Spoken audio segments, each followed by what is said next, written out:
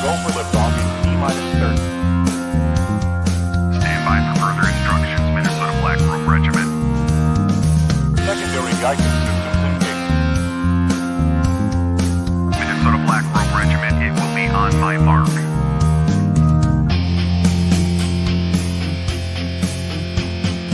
All systems are a go. All systems are a go. Minnesota Black Robe Regiment, you are over the target. You are authorized to fire at will.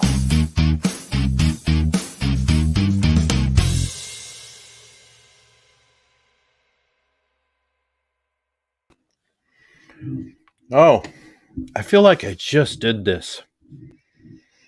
Welcome to the Minnesota Black Robe Regiment. Yet again, another episode of Libertarian Lowdown. You guys are in for a treat tonight because we're going to be full of bull. Yeah, I said it. Got Bull Johnson coming on here in just a minute. He's a Legalize Marijuana Now candidate for Congressional District 7 in Minnesota. That's not necessarily the direction he was originally headed. He was trying to run as an independent libertarian. And as some of you know, he, having been on, now this is his third time, he wasn't able to jump through all of the prerequisite hoops that the two-party system here in Minnesota and pretty much everywhere else requires. So we're going to come on and instead of just strictly talking about politics, I could pretty much guarantee you at some point there will be some sort of comment about Michelle Fischbach, probably from me. There will be some sort of comment about Tim Walz, probably from me and Bull. And rumor has it that his favorite comment might be full of piss and vinegar, if you will. So, as we're getting ready to come on, coffee, merchandise, I've got an announcement to make. By the way, beanies are coming next week. So, I went and got stopped at a place because the gal who hand knits these is not going to hand knit them in bulk for me to be able to sell them to you. So I've got somebody that's working on making some. They're not going to look exactly like this, but we are going to be having some beanies come out. While I'm making Bull sweat it out here, he's following. Oh, oops! Wait, there we go. He's following Scott Horton, by the way.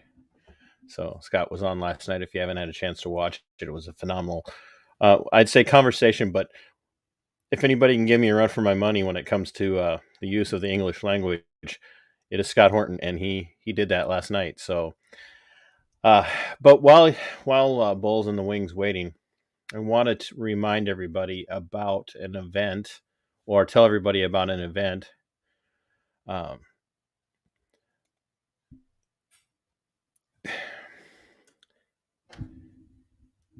We are in a time where paleo conservatives, reasonable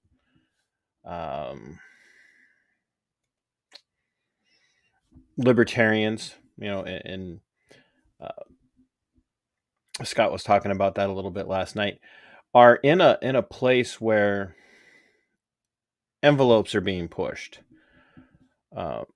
and we are having to respond to the small government mentality that we have, rightly so, philosophically, to start addressing some of what's being done to children in the United States. And, it's happening in every state. It's not just blue states or purple states. It's happening in every state.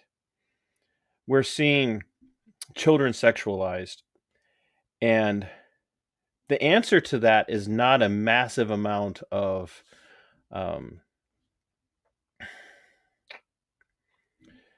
legislation.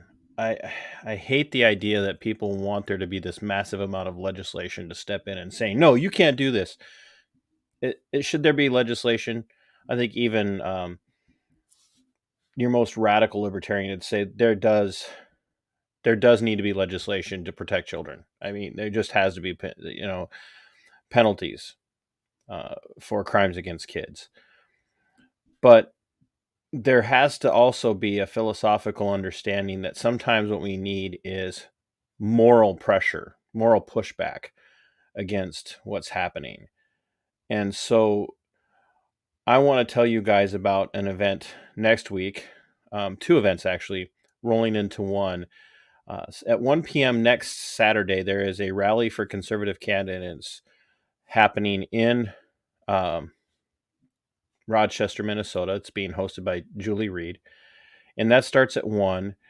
And it's the Highway 52 walking overpass that goes from the area by Godfather's Pizza across the 52. 4 lanes. Well, it's actually like 6 lanes of 52 there. After that event, there is going to be a quiet, very peaceful protestation on public sidewalks around Peace United Church of Christ in Rochester, Minnesota, because they are holding a drag queen and children normalization event. And it's time for paleo conservatives, reasonable libertarians, maybe libertarians a little bit more on the right, for people to get together and say, we want our voices heard. We're not here to hurt anybody. We're not here to do damage to anyone. We're just simply here for you to understand that what you're doing is not okay. If these events were being held by a Kiwanis type club or a Lions type club, and it was men having young girls parade around, and I mean young, prepubescent and pubescent and underage girls parade around, and they were teaching other little boys to put money in their bathing suits and their clothing, that would be considered egregious sexual misconduct. So it's time for people to have their voices heard. And one of the best ways to do that is through a peaceful protest where we let people know that this is not okay. And it's really not okay at a church. I'm not speaking for anybody, I'm not speaking for Bull or anybody else, but I did get a request from someone saying, hey, could you let people know? So next week, especially the second event happening, I believe that starts at 3:30, where they will be gathering to let their voices quietly be heard about this egregious conditioning of children to accept what is only sexual exploitation. That's the only way you can look at it. If an adult wants to act a certain way, if an adult wants to do something, let that adult do it. But we do not need to be indoctrinating and pushing our children into this and normalizing it for them. So, ladies and gentlemen, we'll see you next week. If you have any questions, let me know, and I'll be posting it to my wall. So, Bull, I'm sorry to make you wait so long. I told Julie I would talk about that. So, Bull. Yes, sir. I'd say it's been a while, but it really hasn't. No, not that much. I mean, we just saw each other a couple of weeks ago when you crashed a Scott Horton party and did me that great favor of helping me. I was going to say, wait a minute. You can't say I crashed. You invited me. I know. Yeah, you did that. You did me that solid by emceeing our Defend the Guard rally. Well, it wasn't. You did a great job with that. So we really appreciate it. We really got some the word out, I believe. It wasn't quite as well attended as I would like to, but we made up for in quality for what we were missing in quantity, I think. I actually, I'd been thinking about that a lot. And, as you noted, because you watched Scott and I last night for a while, the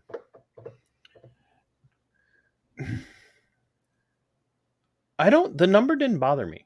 And I had told you this beforehand going into it. And I had even had that conversation with James Gentleman, of course, who was James was the real brains of the operation when it comes to emceeing, because he started to put together the speakers list and was moving people around, which freed me up to do a little bit more of the introduction and stuff. And if people don't know, and Bull's gonna laugh because I don't think Bull's gonna even believe this. Bull's gonna call Bull.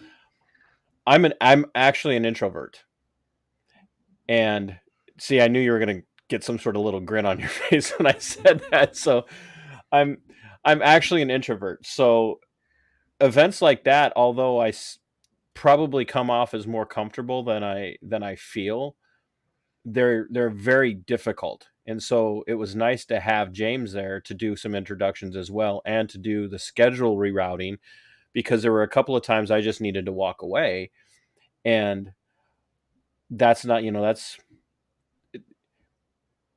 it's not easy to be an introvert. And it looks like Bull picked two people to MC who are both introverts. So If I remember right, I had 2 volunteers. Okay, it wasn't me picking. I had a couple volunteers. you said, "Hey, I need an MC," and I'm like, "Are you asking?" And you're like, "Kinda." So, well, and you didn't want to put Pat up there.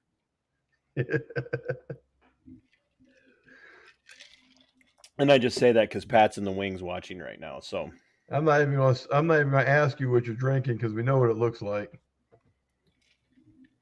it is a shot of Coke and a shot of bourbon and a Clairbon sparkling ice lemonade, because I am a man.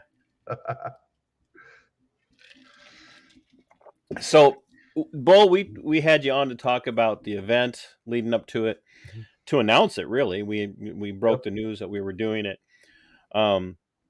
here on the show on a Tuesday night, because we had taken the night off from Veteran Nation. We still got it. No, we had you on Veteran Nation. No, Nope. we talked about it. Yeah, we got to get you on Veteran Nation soon, very soon. But you've been, and you were on for just to talk about your candidacy. Yep. And this isn't going to be devoid of candidacy, but I was hoping that we could have maybe a deeper, socio-political, philosophical conversation about, little L libertarianism in your life and big L libertarianism in your life, and your decision to run as the Legalize Marijuana Now candidate, which seems to be in line with libertarianism, but that's kind of their only topic. So, Well, and you know what? If I was going to run under a party, realistically, that's the only party I could run under, because I've said the whole time that my loyalty is going to be to represent the people, not a party. So I can kind of make that happen with Legalize Marijuana Now party, because there's only one topic that they care about: legalization of marijuana. Anything else, I am free to whatever. They don't care. Whereas under a D or an R, they have their own platform, and even as a libertarian, there's their own platform they expect you to follow. But that's not always what the people want. The people may like to pick and choose. They want this from this platform, that from that platform. And if I'm going to represent them, I need to be able to do that. right. And I mean, that's one of the big issues why I've been saying, hey, I can't run under one of these other parties, because I mean, they have a platform. They expect you to be loyal to their platform. And I'm not running as a platform. I'm running as an individual candidate. I'm running to represent the people, not to represent a party. But so that's laudable, and I think when I say that, I mean that it's a laudable position. But I'm going to push back a little bit and say, great, wonderful. But as much talk as we've been getting from people who are like, I could vote libertarian if they had the presence, if they had, the vote structure and whatnot. We then hear people say, well, I can't run, I'm not running for a party. Ultimately, I'm running for the people, which there again is understandable and laudable. But there does have to come a time or a place, I think, Bull, where you have to pick strength and strength of message, which which of course is not a problem for you. Um, I'm sure there are people out there who wonder what bull means. I try to tell them it just means bullhorn, but I wonder if the ideology behind running for the people to represent the people can be coupled with a strong showing of a strong party. And what's that, like, if you're really running to represent the people, does it do you any good to represent the people if you're running in a party that's not going to get any traction, where you're going to actually have any support to get anything done? Mm-hmm. Well, the catch is, I mean, this is a perfect time to do what I'm going to do, or what I'm trying to do. Why? Because we're going to have a very closely divided House. No matter what side wins, there's going to be something somewhere they're going to need me for. Okay, because there's going to be somebody on their side who switched sides, or they're going to be that one vote short that I'm going to be able to leverage to push things forward for the people of Minnesota. Okay. I mean, if you look at it, look at Bernie Sanders. Bernie Sanders is actually an independent who caucuses with the Democrats, but he's too far left to really fit in their actual platform. So he works with them, which is a step which is I'm willing to do with either party, but I'm not willing to caucus with either party. And the reason is, I feel this way, is our two-party system has gotten so torn apart, so polarized, that if I say I'm going to caucus with the Republicans, I got 30% of the people in this district who's going to look at me and say, "You're not my representative," because everything the Republican Party stands for is complete opposite of what these people believe in. So they're going to feel like they can't even talk to me, and that's something I want to avoid. I want to have that communication over, going, "Hey, you know what? These are majority of how I feel, but I'm representing you too as well." And okay, so let me push on that 30% ideal. Uh-huh. So you're running on because you tried to run as an independent, and the Right. system is pushed. Ultimately, we know, if you look at Ashley Klingbeil's campaign, she really had, she had a fight too, Yep. in more ways than one in her Senate district. But she's on the ticket as a third party. You tried to come in as an independent, didn't work, so you jumped on board with legalize marijuana now. I haven't even had that much of my drink tonight. And I was doing worse this morning on my episode of Defining Good Cop with coffee in my system. Maybe I should more coffee. Because it was an Irish coffee. Yeah, there you go. How do you look at that same 30%, and then the other 70? Well, let's say 65% of the people in your district, and go, but I couldn't represent you if I caucus with the Republicans, but if I go in there as a legalized marijuana now candidate, I can really represent you, because you have a risk of alienating a lot of those people too. Well, and the catch is, I mean, as I go in there, most of these guys, especially on the right side of the political spectrum, they look through my platform, they look at what I believe in, and we're on the same sheet of music for the most part. Now, but on top of that, again, they represent 65 to 70% of the population in this district. And again, I'm running to represent this district. These guys are already going to say, "Hey, we've got the majority. This guy's saying he's going to represent the people in this district, but we're the majority. He's going to have to listen to us because we control the majority of the district." Okay. And there's going to be a little bit to that argument. I mean, again, ideally, I would love to have went independent. I mean, that was the goal. And honestly, I've said it before, I'll say it again. My strategy, my tactics on that sucked. I mean, I had to get 1,000 signatures in a week and a half to 2 week period. And in my effort to show I had support throughout the district, I spent almost 80 hours plus of that 2-week period driving to different parts of this district, where if I would have spent that 80 hours collecting signatures close to my home, we would have made it without an issue. But I was trying to show support throughout the district, and B, make it a campaign issue where people saw me outside of the district. But I have a friend of mine, Kara Schultz. Kara is the political director for the Libertarian Party National. And one thing she has always preached is signatures. That is your priority, signatures. Don't worry about anything else until you're on the ballot. And I probably didn't take that quite to heart as much as I should have. And if she's watching this, she's probably laughing at me right about now. But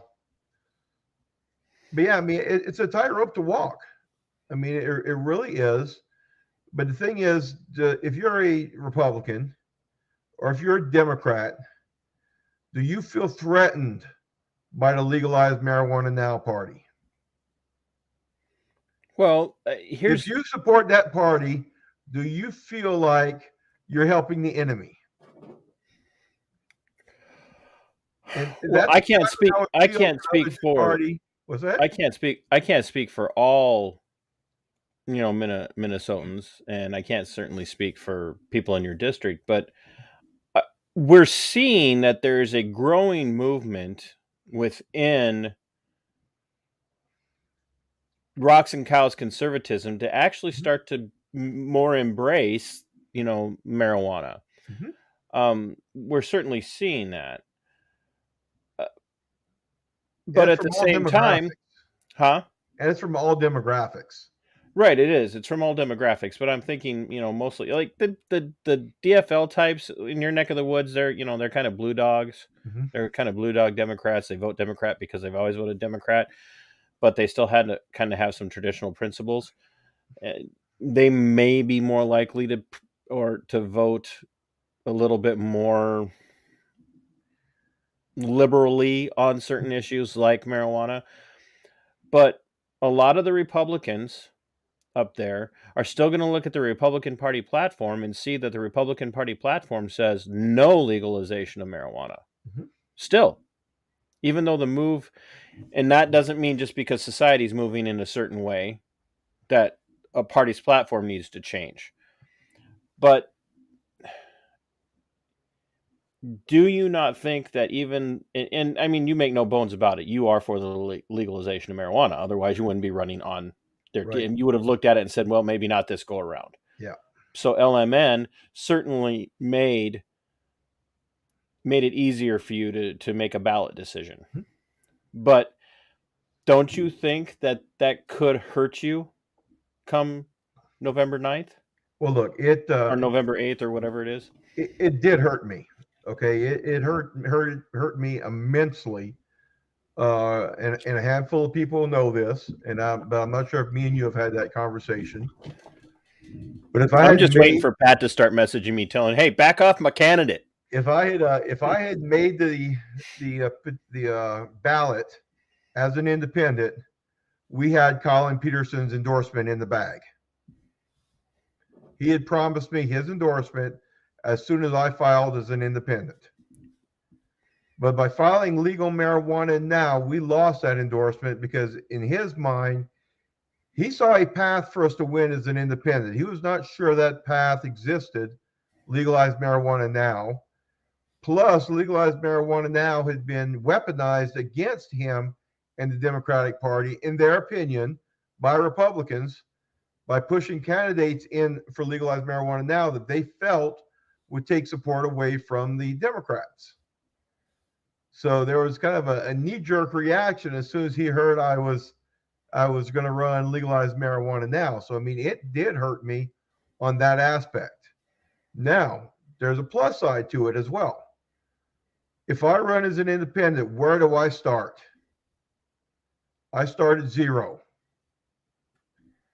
By running legalized marijuana now, if you look at past elections, with candidates who have done absolutely nothing, no campaigning, zilch, zero, They still brought in 6 or 7%.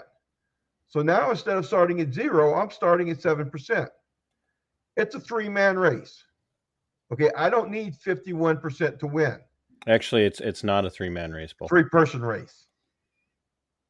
Literally not a 3-man race. Literally, Bull is the only man. So it's a 3-person race. So in theory, you can win with as little as 34, 35%. Well, guess what? Now I'm only trying to get 1 out of every 3 people to vote for me instead of needing 1 out of every 2. Well, actually, yeah. Okay, so I mean, so I won't be pedantic, but anyway. Yeah. Yeah. So if you get 1 out of every 2, you come up with a tie, which but I'm the tiebreaker. I get 1 out of every 2 other ones, and then it's 50 plus 1. I'm the one, but but as I was saying, I don't know if your math works out there, Johnson. That's hey, only one of the people in this conversation used to work in accounting. Which is why I'm pretty sure your math doesn't work out. So you know they'll saying statistics is lying with numbers, but so at least we're starting with 7 or 8% instead of starting with 0. And with this younger generation, I'm not sure that number is not actually higher because there's so many of this younger generation who's just coming into their first or second election who just don't identify with either of the 2 major parties. Sure, absolutely. Who don't have a home, but at the same time, they're the generation that grew up with marijuana practically being normalized. Right. So it's something I think they can identify with. But again, I mean, I said it from the beginning when I decided to run legalized marijuana. Now, it was a harder path to hoe. I mean, independent would have really done me so much better because there are so many people who believe they see legalized marijuana now. They see me as a one-trick pony. They don't see any of my other multitude of platforms or priorities.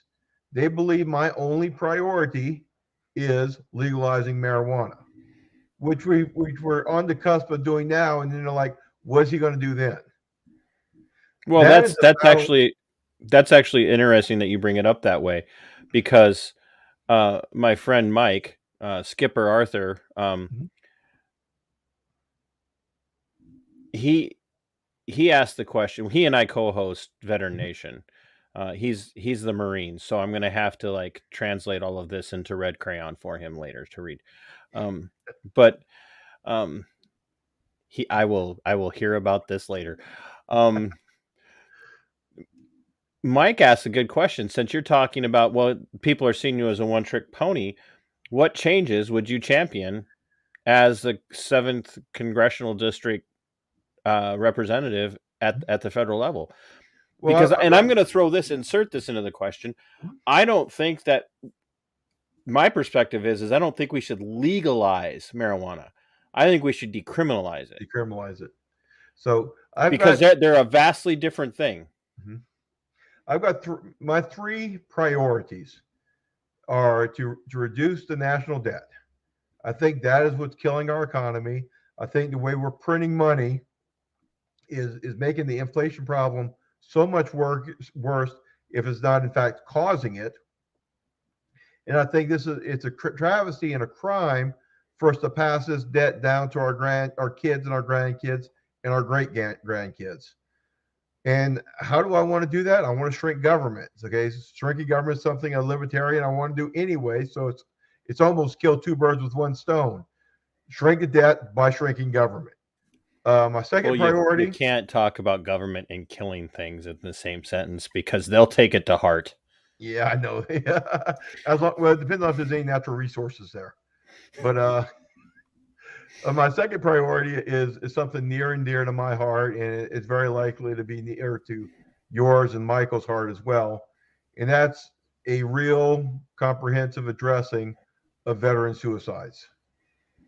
I mean, these 22 a day, this has been going on for 20 plus years.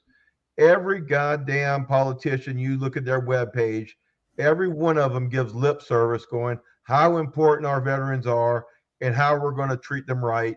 And not a one of them does a goddamn thing about it. Pardon my language, but it's kind of got me to the point I'm pissed off. What I would like to do is I would like to see a more comprehensive mental health program put, kind of like a TRICARE for life program for mental health for any veterans, or at a very minimum, any veterans who have deployed in any way, shape, or form. Okay, I want to make sure these guys have an option, but I also want to make sure we address the fact that we need to get it where they're not stigmatized, where they're not scared to lose their ability to purchase or own a gun because they're going to see mental health.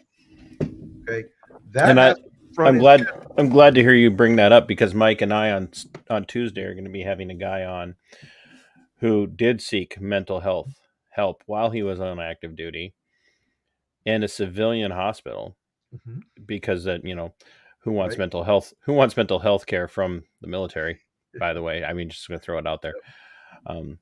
But he ended up being put on the prohibited persons list in New York, and it has followed him all across the country since he's separated from the military. To this day, he can't even go to the range or go hunting with his friends. Well, and then there are so many areas where just the fact that you use legal marijuana, they will prohibit it. Okay, so if you're using legal marijuana to treat PTSD, you wouldn't be allowed it. So these are things that, when I say we need to do a comprehensive addressing of the issues, that's what I mean. I mean, we have to address, how do we get these guys to, first of all, how do we make sure it's available to them? 2, how do we make it so where they're willing to use it because they're not scared they're going to lose their rights? 3, how do we make it where they're comfortable in treating the possible disease because they're not worried about losing their rights? Okay, so that's again a very high priority to me. Again, it's definitely in my top 3, because I'm tired of losing 22 brothers and sisters a day every damn day. And then my third priority is to end the wars. When I say end the wars, this covers a lot of territory. This means end the drug wars, for one. Decriminalize marijuana. Let's get these guys out of the criminal justice system, out where they can be earning paychecks, contributing to the tax base, rather than eating up the tax resources within the judicial system and the prison system. But it also means ending our overseas military wars. Now, the catch is, a lot of these things, they all go together. Okay, all 3 of these priorities can really fit into, let's stop our overseas imperial wars. Because guess what? If you do that, it's going to shrink the debt. It's going to shrink the DOD. It's going to shrink the deficit. If you do that, you don't have as many combat veterans who were committing suicide. And if you do that, of course, that is the third priority of ending the wars overall. Okay. So those 3 things kind of fit into a nice package as my priorities. Of course, there's a lot of other issues I really want to address. One of which is corporate welfare. I mean, I want us to establish and go back to a free market system where the government isn't putting their fingers on the scale. And through our current corporate system, for the most part, the government does pick the winners and the losers. I mean, I would love to see an actual law put forward that specifies that a corporation is an artificial entity that is not entitled to any protections under the Constitution. Right now, the Supreme Court has ruled that they are, but part of the reason they've done that, from my understanding, is the fact that Congress has been silent on it.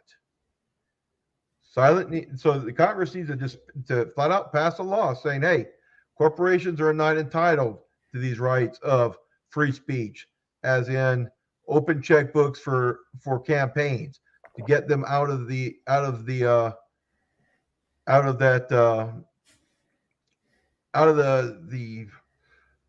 two-party system, I guess you could say, because let's face it, they're the ones who are bankrolling the two-party system.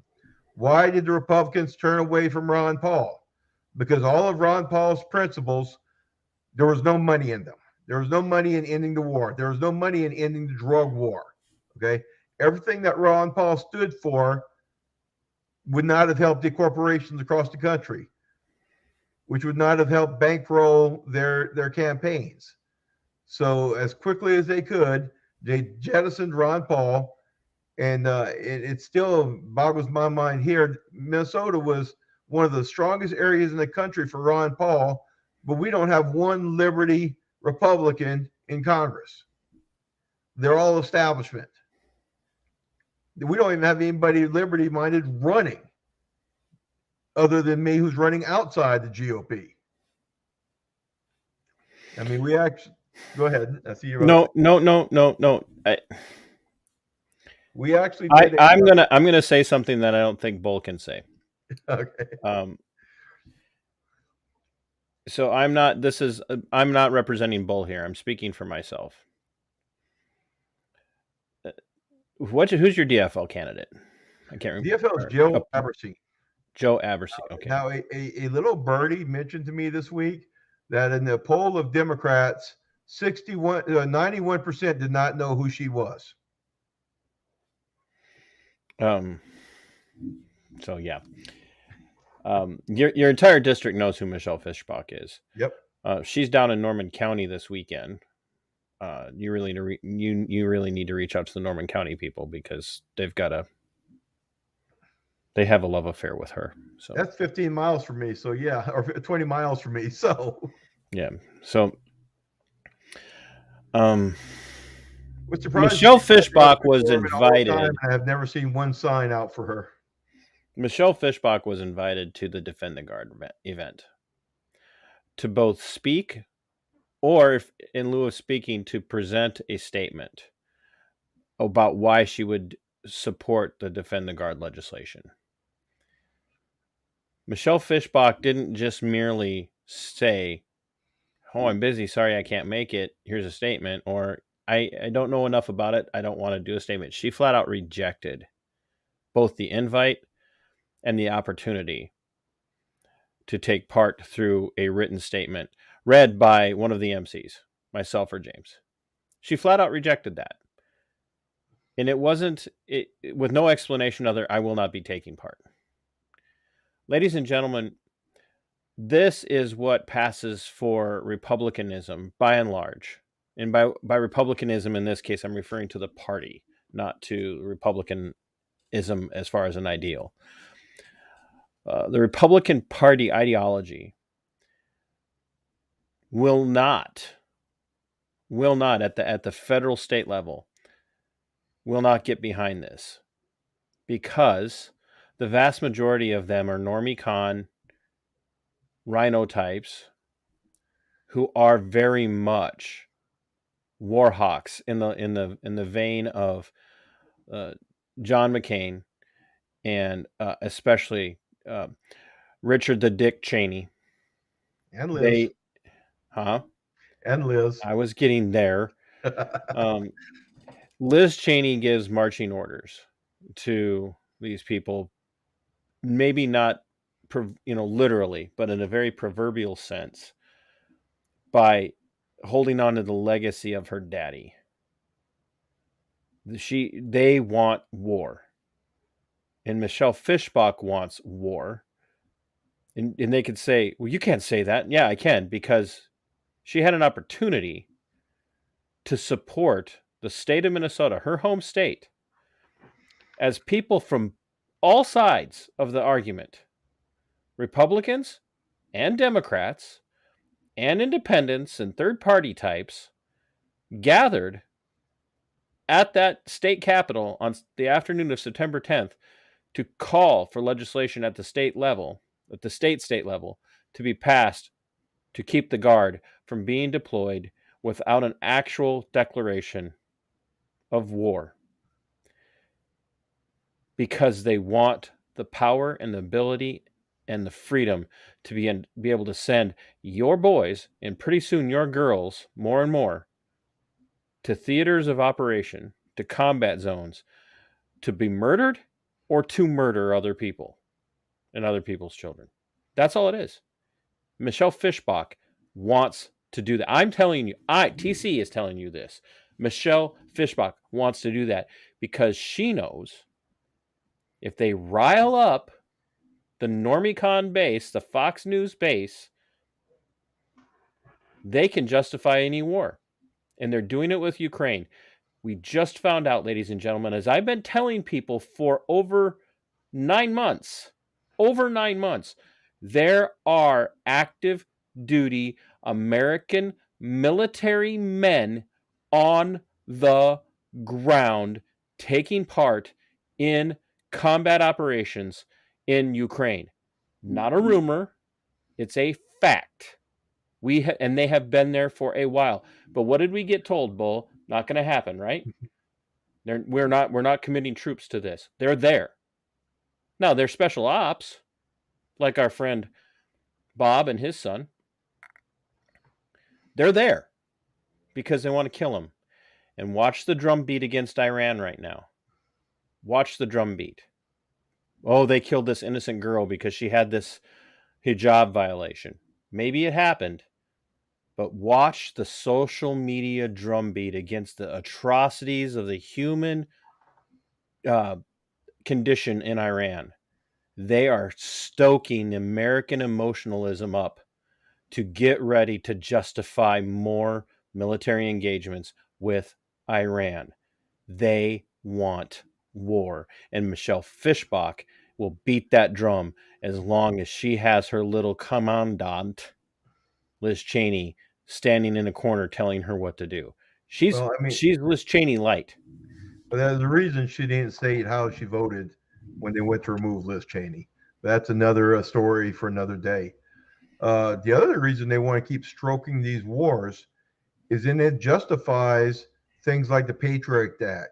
It justifies their spying programs on Americans and on American soil because they got to protect us from the enemies that they are creating in these wars. Okay. I mean, look at TSA. How much money have we spent on TSA in the last 20 years, and what have they actually accomplished? Other than thousands and thousands of unprosecuted sexual assaults. But yeah, I love your cheekiness. Yeah, I know it. But yeah, so I mean, it's just, but you know what? It's up to us to make that decision, to make that change. I mean, I'm not going to go as far as you did with describing Michelle. No, it's my show. I can say what I want. All I'm going to do is tell people, look at the voting records. The voting records will tell the story. Don't believe me. Don't believe TC. Take your time, do your research, and look at actual voting records. Look how they actually voted. Because guess what? They can deny anything I say. They can deny anything TC says, but they can't deny what they have done. Which is why TC says what he says. What's the old adage when somebody says, if you're not careful, I'm going to sue you, and the person that they're threatening to sue looks at him and goes, go ahead, let's get this all out in discovery because you will lose. So yeah, they do not want discovery. Right. They don't want discovery. And that's ultimately what we're dealing with here.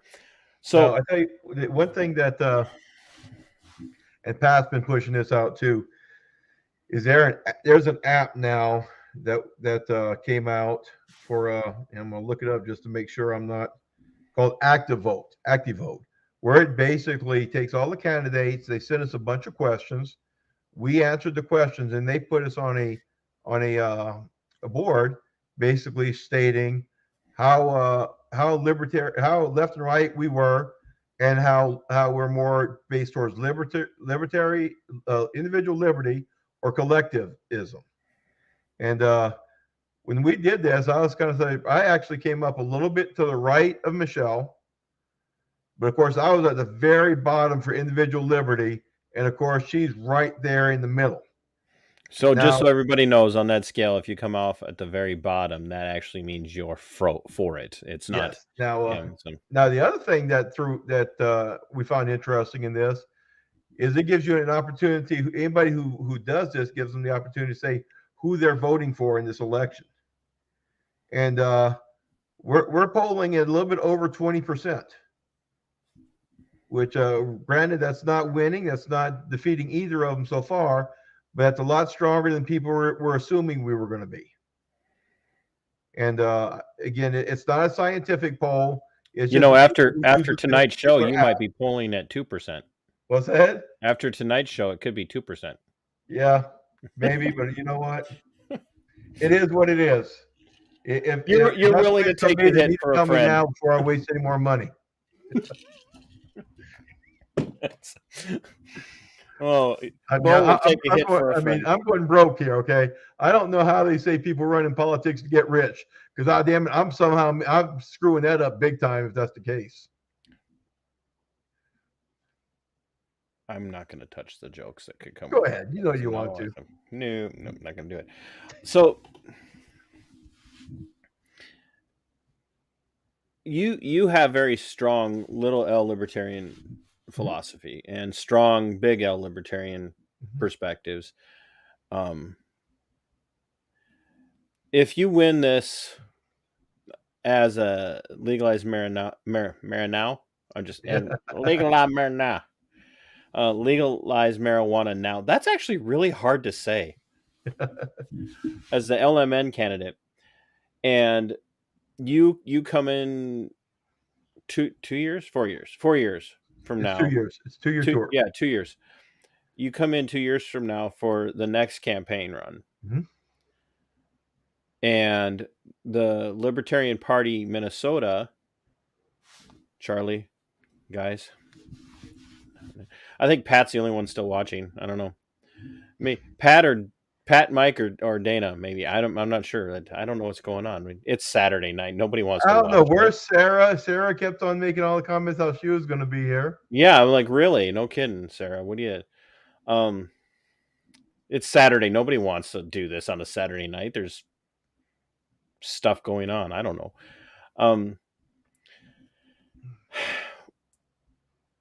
And let's say Charlie and the boys from Libertarian Party Minnesota say, "Hey, come back to us." Mm-hmm. Would you embrace that? I don't know. Honestly, I don't know. It depends a lot on what's going on with the national level and how much baggage is created between now and the 2024 election at the national level.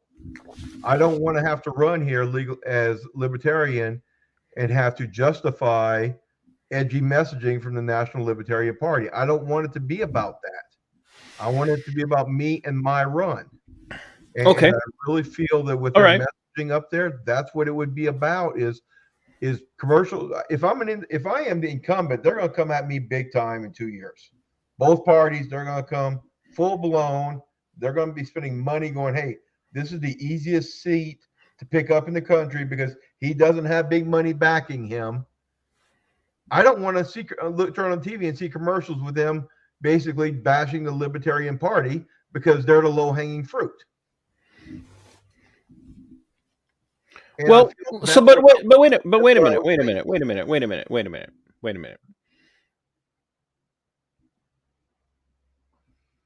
Aside from the topic that we discussed after the event, well, there, and that wasn't a national messaging. It was retweeted by, national, but right. I mean, retweets don't always reflect 100% approval. I sometimes retweet morons too. And sometimes people retweet this moron, but not very often. But the thing that attracted a lot of people to the Trumpster was his edginess. And ultimately, he got banned off of Twitter, so they couldn't really beat up on his edginess anymore. So I don't think that the edginess is going to be your problem, Bull. I really don't. Was it the edginess or was it the outsiderness? No, I'm so tired of that argument. Trump was not an outsider. He was not, but he played that role so well. No, he conned people like he did with his stupid TV show. Well, I mean, and I don't he know. Wasn't an outsider. It was edginess, and people equate edginess with being an outsider. You had a libertarian candidate recently stating that part of his thing was there should not be national or state age of consent laws. No, that's not what he said. What exactly did he say? He said it should be up to the vote at the state level. Up to the vote. Right. Mhm. Well, But I'm not without delving into what Yeah. he's getting at.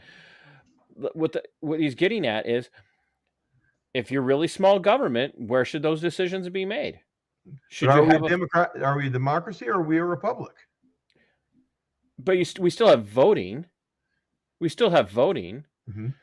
And we're supposed to be a small constitutional. Like, I'm not defending somebody who wants to go out and diddle little kids, right? I mean, that's clearly not what I'm defending. But are those the conversations we want to have if I'm running as a libertarian? Are those okay, the but conversations? there are Republicans out there. There's a Republican out there who's got they got pictures of him dressed in women's underwear, sitting in a wheelchair, Mhm. because he's handicapped. And as a independent, do I have to defend against any of that? Sure. All I'm defending on is me. What I say, what I do.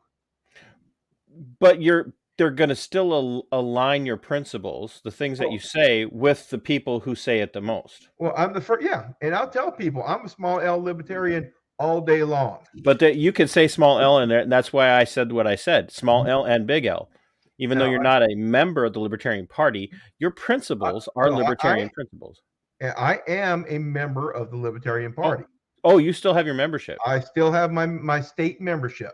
Oh, I have canceled my national membership, but I am still a member of the state Libertarian Party. And I identify when I talk to people that I personally am a libertarian. Okay, so let me ask this. Mhm. Would it be less damaging if the National Libertarian Party was still controlled by the wokies? Well, here's a real question for you. Let me flip that on you. What benefit? This is my show. You're not flipping nothing. What benefit is there to me to run as a libertarian? Do they have money to back me? Do they have resources to help me? This is why I'm asking am I these only questions. looking at liabilities? Well, are you saying that the only way a party can be helpful is if they have the money to help you? Otherwise, they're just a liability. I am saying for a great part, until they make the priority getting candidates elected, and the Libertarian Party has not, then why do I want to attach myself to that wagon? But don't you think this is fun? I love these. This is so much fun. I'm so glad we're doing this. Oh yeah, Charlie's gonna hang me up by my gonads later, but first he'd have to find you, and then he would. And and I do want to. He's half your age, man. So I do want to do some clarification here. Is there's a reason I am still a member of the state party. I mean, I think Charlie is doing a great job with right now.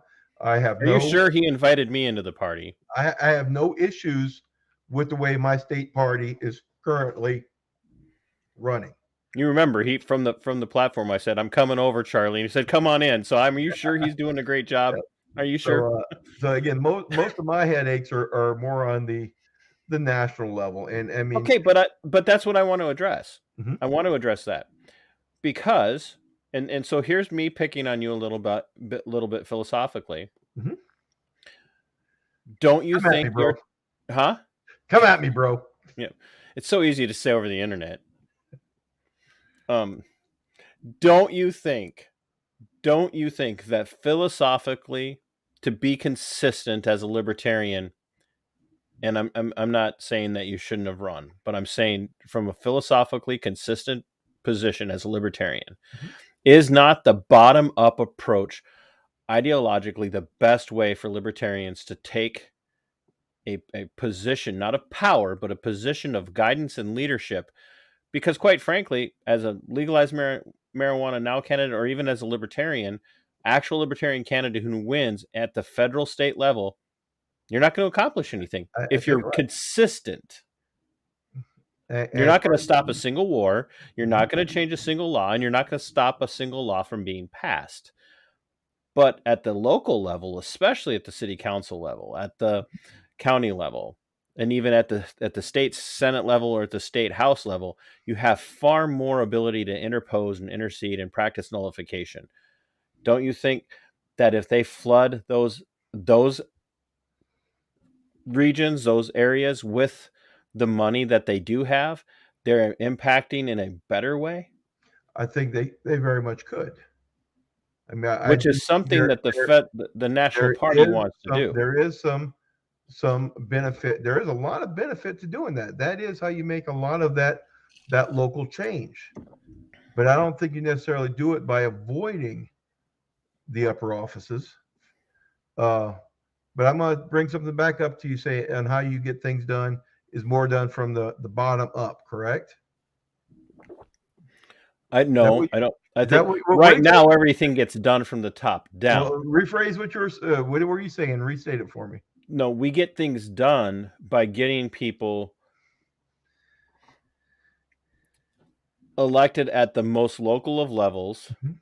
getting them established as solid candidates, solid public servants, and then, for lack of better terminology, promoting them through support to the next level, to the next level, to the next level. But Because don't we just have professional politicians? no, not at all. Yeah, because if you're promoting them, it takes time. No, You're at a local level 2 or 4 years. You go to the state level another 5 or 10 years. Then you get up to federal. You have professional politicians. no, you don't have to have professional You have politicians. 'Cause libertarian I professional politicians. I are doing it that I way. lovingly and brotherly, in a brotherly way, patently reject that. Is that what it's become? Sure. Absolutely, that's what it's become. That's why we have a situation in Senate District 12 here in the state of Minnesota where Tory Westrom Mhm. clearly violated election law and a judge ignored it because he's a career politician and he's never served at the federal level.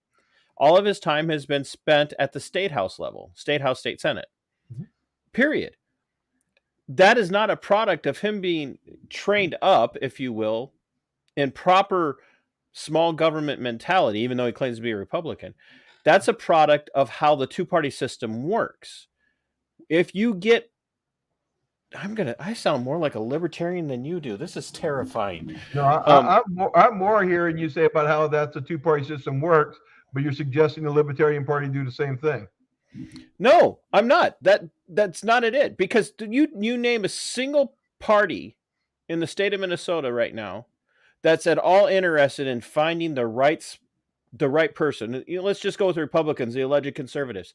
They don't give a flying monkey's butt about who gets into the city council, who gets the sheriff's position, or who gets on the county commission. You know what? You need to have Rebecca back on here, because guess what? The Republicans just did a smear campaign on her for school board. Rebecca Whiting, Bemidji. I believe, I'm not sure, was she on here before or no? Mm-mm. Okay. Rebecca is a libertarian running for school board in Bemidji. I'm not saying they don't show any interest in a in-print smear campaign on her. And this is what I'm saying is they're not interested in getting people from their own party really like identifying and saying this is a Republican endorsed candidate. The Libertarian Party at the state level and at the national level are looking at candidates and saying we're going to endorse this person for city council in this little podunk town. And because that's the way it should be run. Mm-hmm. That's what makes them different than these career politicians whose only goal is to enter the field at sometimes like straight at the House of Representatives, or even on the national level. That's their only goal because they think that's where the power is. Libertarians starting down here understand that the power is down here, work their way, for lack of better terminology, to what we consider up. They work their way up, and then they get up there and they go, guess what? We're not doing anything because it all belongs in the city state, the county state, and maybe a few things at the state level. That's ideal. That's ideal. But you're not going to take over the federal state house and the federal state senate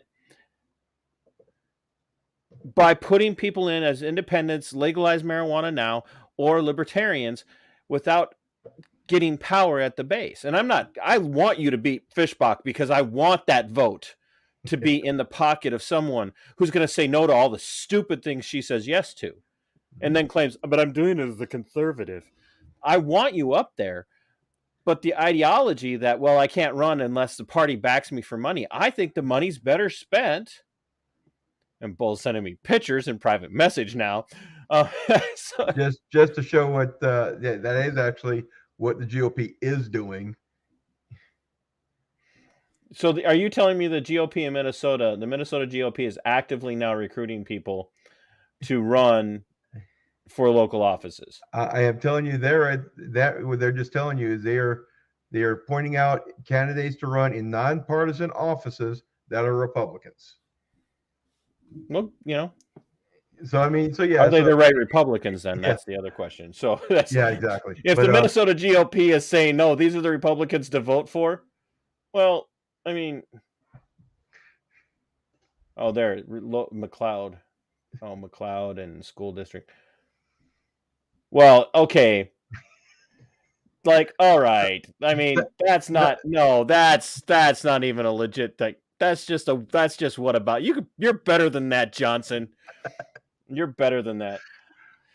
They are not actively recruiting people who have strong values to run for these positions. They're looking and waiting for people to run for these positions, and then they go and ask them some questions, and then they get behind them. Of course not. They don't actually have values. They have values. They just don't have yours. The party? Yeah. The parties, what are their values? Besides getting elected, I didn't say they were good. I didn't say they were good values, Bull. I said they don't. I said that they have values. They're just not yours. There's a difference in that. Like they are recruiting people with values. It's the value of them being able to string them along. That's like my Christian friends who go, atheists are immoral. I'm like, why? Well, they're atheists. I'm like, so every atheist is out slaughtering people in the streets? That's not what I said. That's exactly what you said. Like, well, I do want to clarify. I mean, the party, not the members of the party. No, I get. Do you understand why I'm pushing on this? Because I do think, and I, look, the younger leadership of the Libertarian National Party is definitely edgy. I mean, it's made up of comedians and people who are sick of crap. I mean, they are.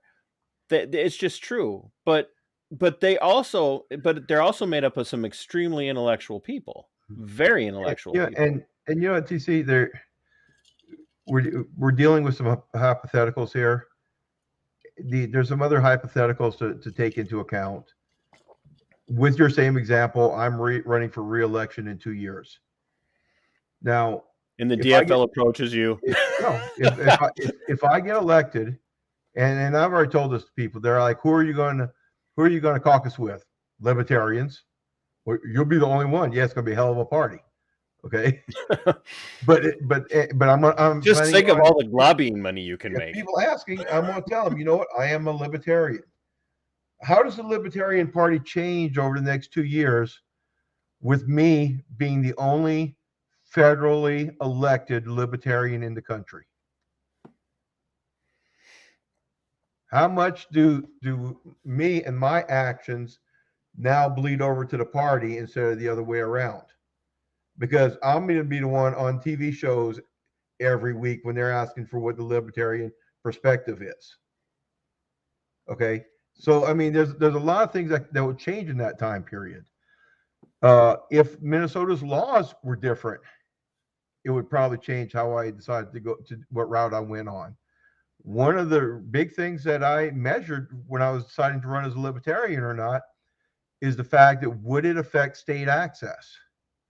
So say over these next 2 years, we get good people in there like Ashley and Miller and Nate Westenberg, and they go, hey, if a candidate wins a U.S. House seat, their party should be considered a major party. Well, guess what? That's going to change my mind, my thought process, because I want the Libertarian Party to have access. So would I run as a libertarian then? Yes, because there is a whole lot to benefit the party, and not only the party, but every member of the party in the state who wants to run. so yeah, in a case like that, or if I was recruited to run for Senate, yeah, I would. If I was running for Senate, I would have ran as a Libertarian. Why? Because that's a statewide race, and 5% makes the party a major party. So I mean, so those are some of the things that go through my mind when I decide, hey, how am I going to run? Because again, how do I benefit people who think like me? Where am I going to get? What is it more important for me to run as a Libertarian party, or is it more important to me to serve Congress as a Libertarian? I don't know what we've already said, but YouTube has already challenged my monetization of this, and I don't even think we said this. I'm like, oh, they're arguing. I'm like, no, like Bull knows me. This is fun for me, and I don't get to do much of this because normally, like last night, I'm like, what was I going to argue with Scott Horton? So, yeah, and we're not arguing. Bull knows that when you make a third appearance on my show, one of the appearances is going to have to be friendly. And you know what? I mean, and this is where I'm guilty as well, because there are times I'm a lot like you, and I just like to argue, and it may be. But I don't really see this much as an argument as it is. I think you have to probe these philosophical understandings, and so what I'm seeing with the Libertarian Party philosophy and the Libertarian National Party as a whole is the Mises Caucus, which like it swept, and it really did, and the Mises movement as a whole is capturing hearts and minds, because you look at Buck Johnson from Counterflow was Libertarian. He's now a paleocon. He's running for city council in the town that he lives in, and the Mises Mayor's PAC is backing him. They're backing him. So there's something to this movement within the Libertarian Party. I mean, it makes sense. Mises was a Libertarian. But I love the Mises message. The Mises message is gold, especially in my district. Sure. I just don't care for the delivery, because I think the delivery would cost me votes in this district. Because you're dealing with Minnesota Nice. District. You're dealing with Minnesota Nice. Not a younger, edgier district. Yep. There's not a majority of huge college campuses here. There is a few, but again, do they even call them colleges up there? What's that? Do they call them colleges up there? Or do they call them reform schools? Actually, I believe they're state prisons, but college, state prison, same government schools, same thing. Either way, they're government institutions trying to steer somebody's way of thinking. Correct. Absolutely. I will not argue with you on that, brother. So here's the thing is, like, I know philosophically on a lot of this stuff where you stand, and and that's why I was also at the same time, without wanting to speak for you, speaking about the event that my friend Julie is holding, the kind of the two conjoined events that are happening next Saturday.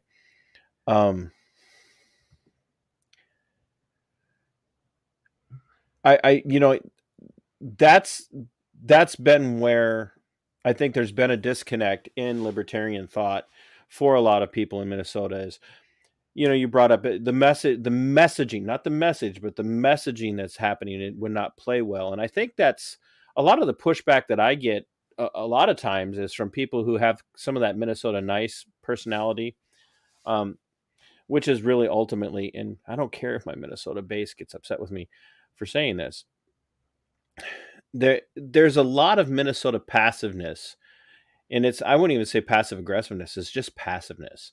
We're just afraid of conflict. We're afraid of saying we want to be liked. And we've come to a place in politics where we're looking more and more like Great Britain. Everybody has this false image, and you probably know some of this, but everybody has this false image of British politeness when it comes to conducting yourselves in the public realm, especially when you're dealing with, well, even if it's the House of Commons or the House of Lords, where it's very prim and proper. My esteemed colleague. That's literally not how it is. They go into these chambers and they yell at each other and call each other names and mock each other during the speeches and during their presentations, like mock each other. And I think we're getting to that parliamentarian mentality. Boy, I'm just picking a whole combination of words one should not be trying to say on a Saturday. Where we need some of this. Look at Thomas Massey's most popular videos. And I mean, Massey's a Republican, but everybody knows where Massey's landing on the spectrum. I mean, Rand Paul, he's not his dad, but everybody knows where Rand is landing on the spectrum. And even Ted Cruz, who is a normie con through and through. All their popular videos are for even, rocks and cows, straight-laced, quiet, non-confrontational Minnesotans are in your face, grilling Dr. Fauci, grilling the guy from the DHS, grilling the guy, the people from this, whatever board that we've now created to like assist with transitioning people, yada, yada, yada. And grilling these people, just grilling them and mercilessly. Like, you mean to tell me you can't define and shutting them down. So I think that messaging is beginning to go ahead. I think the difference there is that's holding people accountable. When they drill these guys down with the definition of a woman or these are public servants whose Congress's job is to provide oversight over holding these people accountable. That's their job. That is their job, to ask them the hard questions. So, I mean, those should be what people are looking at. I mean, they shouldn't be, pardon the expression, pussyfooting around with these guys. They should be asking those. I don't know why you said pardon the expression there. Yeah. It's literally not a bad thing. I don't they should be. That's exactly what they should be doing. And it is exactly the same thing on November 1st when me and Michelle and Jill get on the debate stage. I'm going to hit with every hard question I can because it's about accountability. Okay, it's about how do you really believe on this? This is my belief compared to this is how this person voted. Okay, it's not about being Minnesota nice. It's about giving people the facts so they can make an informed decision. That's not the same as edgy messaging. But I understand what you're saying, because guess what? When I post an edgy meme, my likes go up 15, 20 likes. Well, yeah, those are all my sock puppet accounts. Okay, but I normally don't do that. Why? Because a lot of these memes, anything I post on my congressional page, I try to make sure it's factually accurate, because that's what's important to me.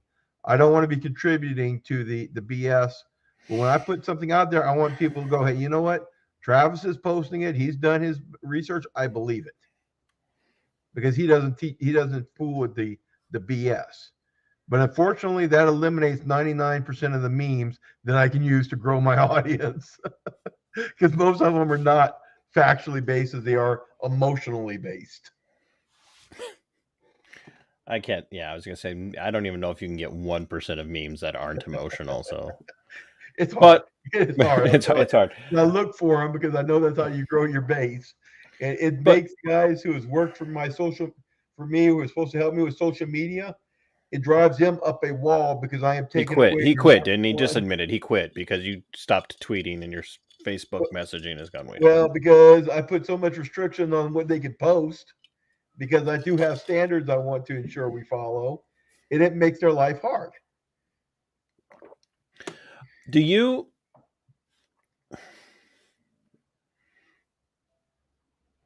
How do I want to ask this?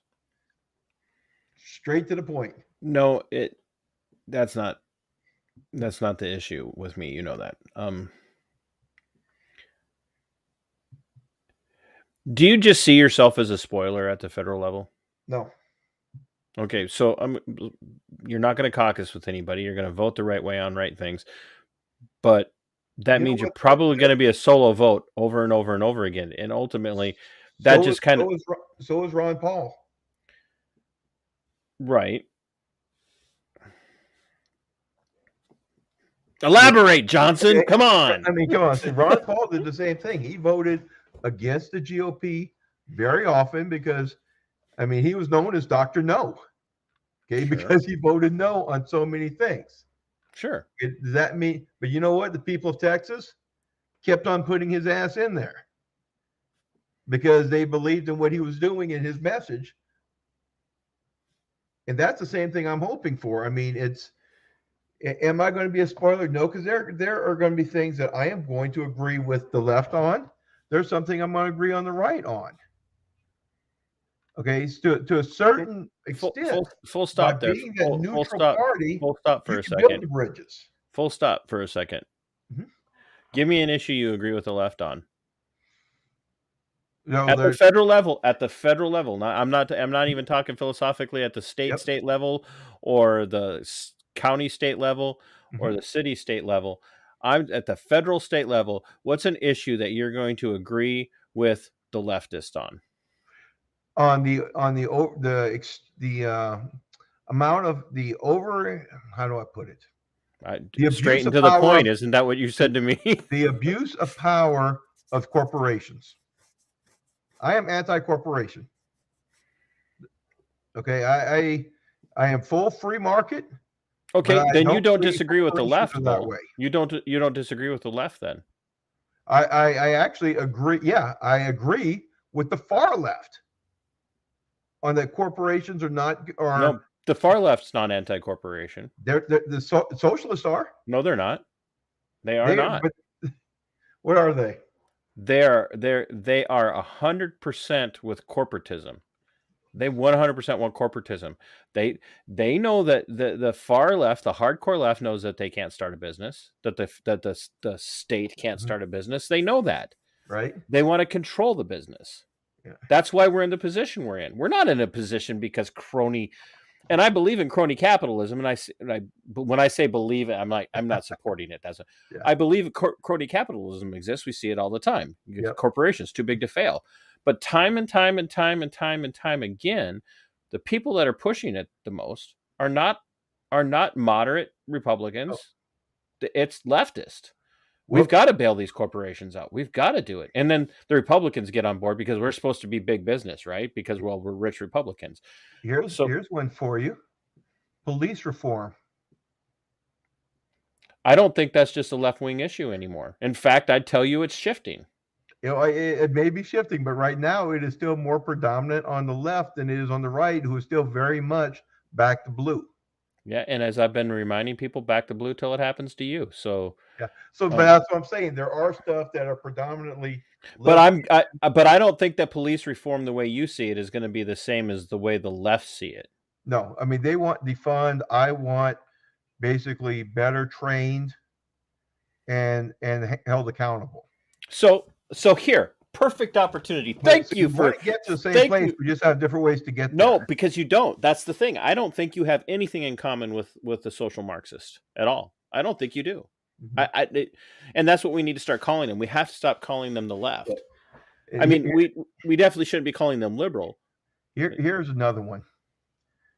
Look at all of the veterans programs that under the last 2 years that they pushed through. Majority of them have been pushed through on the left, with opposition on the right. Sure. Why? Because it wasn't the right's idea. Sure. It was a Pelosi trick, as Fishbox campaign manager said. These were one issue. These were one issue subjects. I mean, they were everything we say we looked for as one issue. That didn't involve any other crap.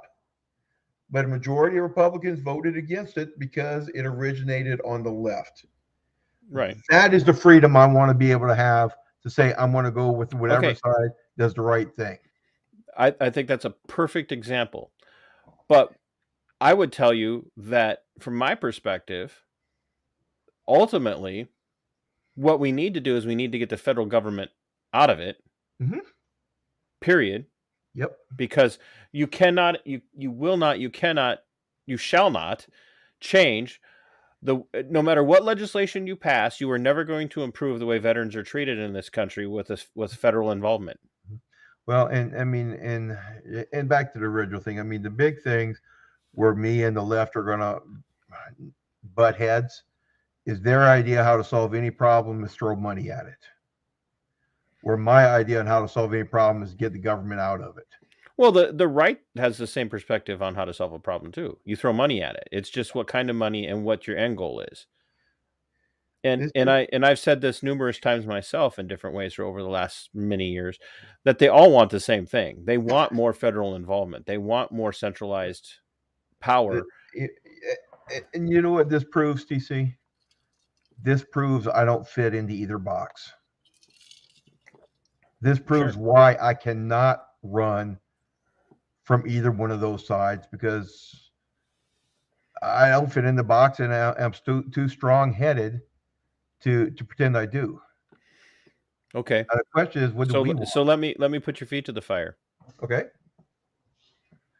You know the project that I'm working on. You've heard me talk to you. I don't know if you heard my interview with Toby from Mankato. But I had Eric Parker on from Jacksonville. I've talked to others. I presented the idea to Stephen Lowell, and I presented a little bit of it to Walter Hudson as well, and some others. I want to write a baseline legislation, or baseline, if you will, city statutes, county statutes, codes, state statutes, and even at the federal level. I want funding for law enforcement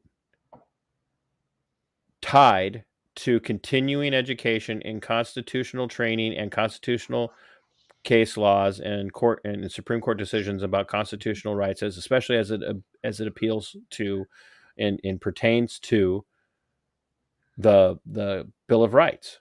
Mm-hmm. Sadly, we have federal law enforcement agencies, which should not exist. There should be no federal law enforcement agency, period. None. There shouldn't be an FBI. There shouldn't be a Bureau of Alcohol, Tobacco, and Firearms. And I just bring this up every time I mention it. Why are all the fun things all controlled by one branch of government or one agency in the government? It should be a grocery store. Huh? It should be a store, not a department. Right. I should be able to go into the local store, buy guns, buy ammo, tobacco, buy them all, and alcohol. I just want it all right now. I want a fifth of this, a fifth of that, a fifth of that, and all that gun. That's what I want right now. But that's what it should be. But would you, as a freshman member of the House of Representatives, introduce legislation that would require continuing education, not for codes and statutes and use of force and all of this stuff and how to properly investigate? They already have all of that. Would you, as a fledgling freshman member of the House of Representatives, introduce legislation to put their feet to the fire and say, you want reform, you want to see this stuff brought under control? We are going to tie funding of federal law enforcement to their ability to not just take the classes, but pass tests, written essays, explaining why the Bill of Rights, why the Constitution is important, and to be able to apply different Supreme Court decisions and other court decisions to case law. Would you do that at a federal level? I would love to see it. However, that's wonderful. Great, but my fear, it was just turned into a rubber stamp anyway, because the people who are going to be responsible for overseeing it are the ones who are going to benefit from the federal dollars. So they would be foolish to say they're failing, because those money that money that's going to get shut off. But can you not in that same legislation, and it has to be different at every level to some degree, can you not in that legislation say that the training and the testing will not be handled by the agency? It will be handled by an outside source. I would take a slightly different route to it than you do. My route would be that when there's a documented case of the rights of people being violated, that they lose the federal funding. No, because that's not that's not going to happen. I agree I agree that they should lose federal funding. So if we have a case like Estonia, But they need to be trained well in advance, and it needs to happen yearly. It needs. Look at we require I don't want to micromanage them. I want to say this is the standard. bull. We do need to micromanage them. No, I want to say this is the standard. If you Right. fail to meet it, you will lose your funds. But wait a minute. How you do it, that's up to you. But if you fail to meet these standards, you fail to protect people's constitutional rights, you are going to lose your funds. Right, that's what I'm saying. So you tie their funding to their ability to do that. Yeah, I'm just. But if you wait until they do violate somebody, it's the same thing. Would you write legislation that would eliminate qualified immunity? Yes, without a doubt. Okay, from day one. So you couple both of those. Mm-hmm.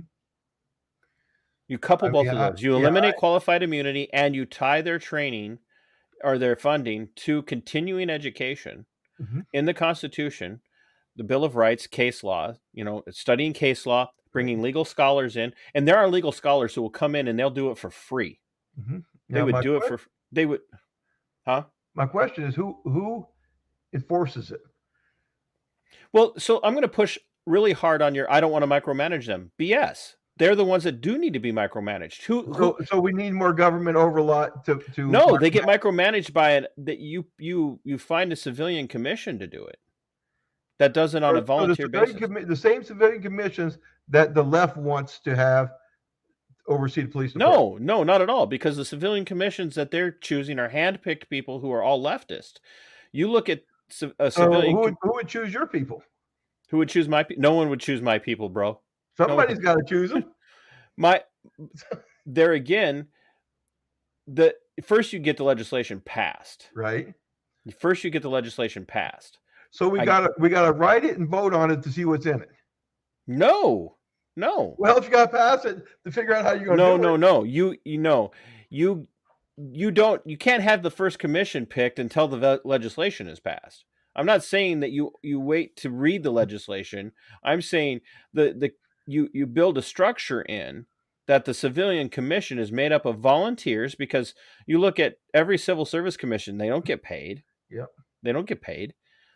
But you said, I don't want to micromanage them. Absolutely, I want them micromanaged. We want every single one of these cops wearing a body camera, right? Mm-hmm. We want every single FBI agent wearing a body camera. We want every BATF agent wearing a body camera. We want every federal marshal wearing a body camera. I want every Secret Service agent, Treasury agent, every single one of them. But yet we're going to turn around and go, we don't want to micromanage? That's not true. We do want them micromanaged. Mm-hmm. We applaud the hell out of the First Amendment auditors who aren't asswipes. If they're doing it to themselves. But again, do we want to create another administrative level? It's not creating another administrative level. Government. It's not creating. Here's the problem. With Fishnet, just their comment. Make it easier for citizens to That's sue our for friend a violation, Christine, and the problem saves itself. That's our. And I agree. It doesn't, though. It doesn't. It absolutely doesn't. And I love Chris. Cops are made liable. Right, but that doesn't make it easier for them to sue, because you have to take out qualified immunity first. Well, yeah, no, and we've already said that's. I'm already assuming we're doing that. That should be an automatic to me. Right, but I'm telling you, the qualified immunity is going to be easier to take away from them once you get their training linked. Look, this is the thing. I wasn't a beat cop. I wasn't a road cop, but I had an academy, and I had on-the-job training, that was equivalent to any college level of training that any street cop ever gets. I'm telling you right now, nobody believes that. But I understood the theory of corrections theory at my level. I wasn't the big, but I'm telling you, nobody ever talked about the Constitution. Mm-hmm. You ask the average guy who's working the beat today, how much did they talk about the Constitution in your training? What do you think? What do you think the answer in the state of Minnesota will be? None. What do they train on? How to use people. Or how to use people, how to use force on people, how to accurately shoot people, how to use pepper spray, how to use a taser, and then here are your city statutes. Here's how you report, and report writing. So would you be okay with it I will being never be okay, Bull. with it being something to the extent of, in order to receive federal funds, all employees must pass a constitutional law class by an accredited organization. Every member needs to pass at least once every 3 years. Every year. Or every year, okay. But through an accredited organization, because some private organization will stand up to provide this training. Yeah, absolutely. It needs to be yearly. And here's why I say yearly. And I'm okay with that. I'm okay with that. But I want you to understand why I say yearly. What do we teach them every year? Use of force, right? We get use of force training every year. And the use of force for the average cop is actually far less likely to happen than constitutional issues are. Mm-hmm. So yearly training to the tune of no less than 20 to 25 hours a year. Mm-hmm. And everyone's like, well, that's so much time. You have no idea how much time these guys spend on training in a year anyway. I was in the Army. Don't even talk to me about how much time. Well, the Army's different, but when you look at even law enforcement at the federal level, or at the state level, or the county level, or the city level, they have standards, and they have to have, I think, in Minnesota, I think it's 40 hours a year. So that's days off where they got to go to training because they can't do, for the most part, unless they have some online stuff. Most of it's done on days off. Half a day every 2 weeks is not too much to ask. It's normally a full day every month, but which is the same thing. Right. But it's, because everybody's like, no, can we just do 1 day a month and just do 8 hours? Cause I don't but anyway, you do to the tune of 20 to 25 hours a year. So about, you spread that out over, a couple of hours a month. You have to take annual tests on these things. And because the constitutional issues are far more prevalent in the day-to-day work life of a cop, no matter what level they're at, than cops on average don't draw their guns. There are people who go through, even large cities, who go through their entire career and never draw a gun. The closest they get to use of force is a guy struggles a little bit while they're putting handcuffs on him because he's drunk, and so they have to take him down on the ground and do it. But the reason why we're seeing escalating use of force is because cops don't know the Constitution. They don't know the Constitution. And once we get this in place, then we start to talk about qualified immunity. And this is why I love Christine's idea. I'll put it up there since first I'll put Patrick's up there. He just said yes, so I'm just going to assume that was for me. Oh, so that's Christine? Yeah, that's Christine. Oh, okay. So Christine says, make it easier for citizens to sue for violations of their rights, and this problem solves itself. And while I agree, saying that make it easier is one thing. How do you do that? Well, the only way you can do that is to take away qualified immunity, because when you do sue, that comes back to the question of qualified immunity. So even if you make it easier, it's still going to come back to the question of qualified immunity. Qualified immunity. And I had Mike Termat on a few weeks ago, and we talked about qualified immunity. That was pretty much the brunt of the conversation. It changes with every single case. Well, in one case, a guy's handcuffed, and he gets... Yeah, it's got to be exact. It's just a pain. And he gets handcuffed, and then they sick a dog on him. They have qualified immunity because this case has never arisen before, so you can't sue. Well, you can sue, but the cop you can't sue, and the canine handler you can't sue. You can sue the agency, and you can sue the city, but you can't sue the cop because this case hasn't arisen. So the next case comes around, guy's proned out on the ground. He's not sitting, he's not standing. Now he's laying down, and he's got cuffs on, and they sick the dog on him. You sue because, that's already been settled. Nope, not this time.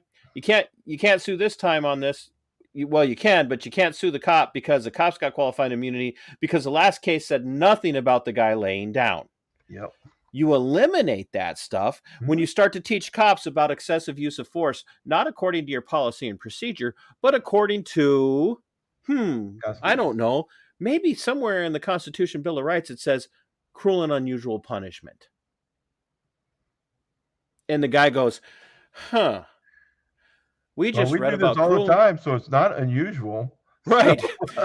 And I laugh, so it can't be cruel. I'm not lambasting every cop. There again, the vast majority of cops don't have these situations arise.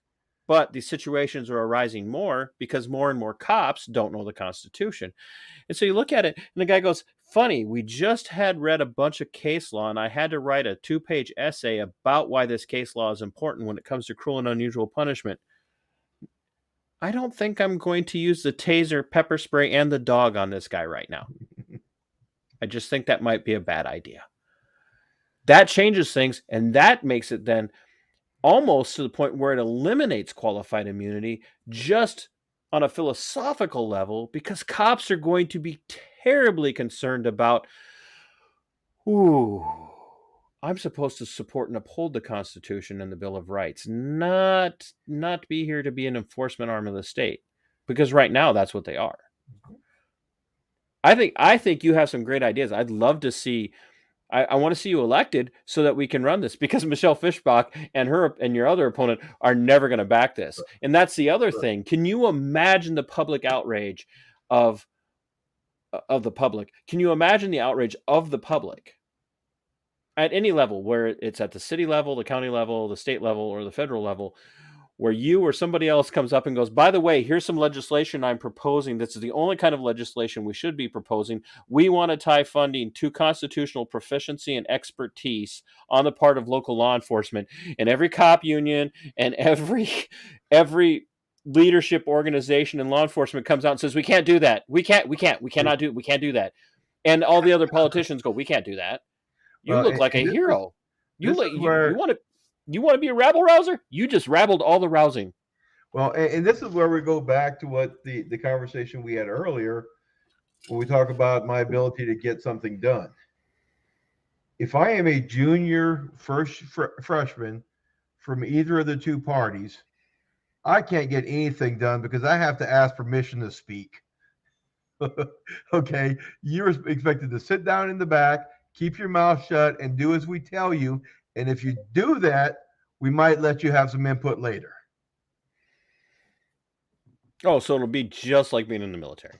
I mean, it's at least this way, I don't have anybody above me, and I can go straight to the news and say, hey, this is what I'm pushing forward today. And I could try it in the court of public opinion, which I could do as an independent or as legal marijuana now, but I could never get away with that if I was a member of the other two parties.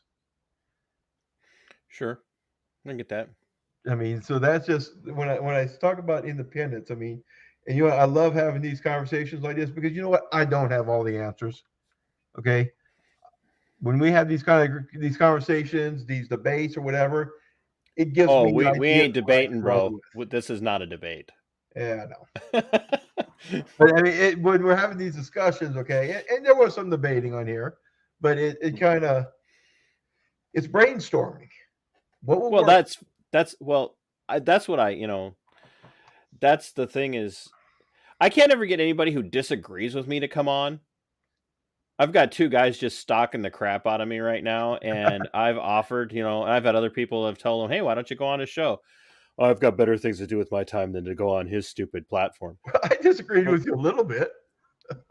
Well, no, you don't disagree with me philosophically. That's the issue. We just have different ways of applying things. But this happens to me all the time. It's like, hey, come on, if I'm a mental midget, come on the show and embarrass me on my own platform. Talk about a win for you. Yeah. I've got better things to do with my time than waste my time doing that. Well, you just spent all day on Facebook telling me I'm a mental midget. I'm like, you're not talking about Lee, are you? Lee might be one of them. So good supporter you got there, bro. So yeah, I like it. I mean, I don't like him. Me and him have gone back and forth on a lot of things, but then when you sit down in person and talk to each other, it's kind of like a different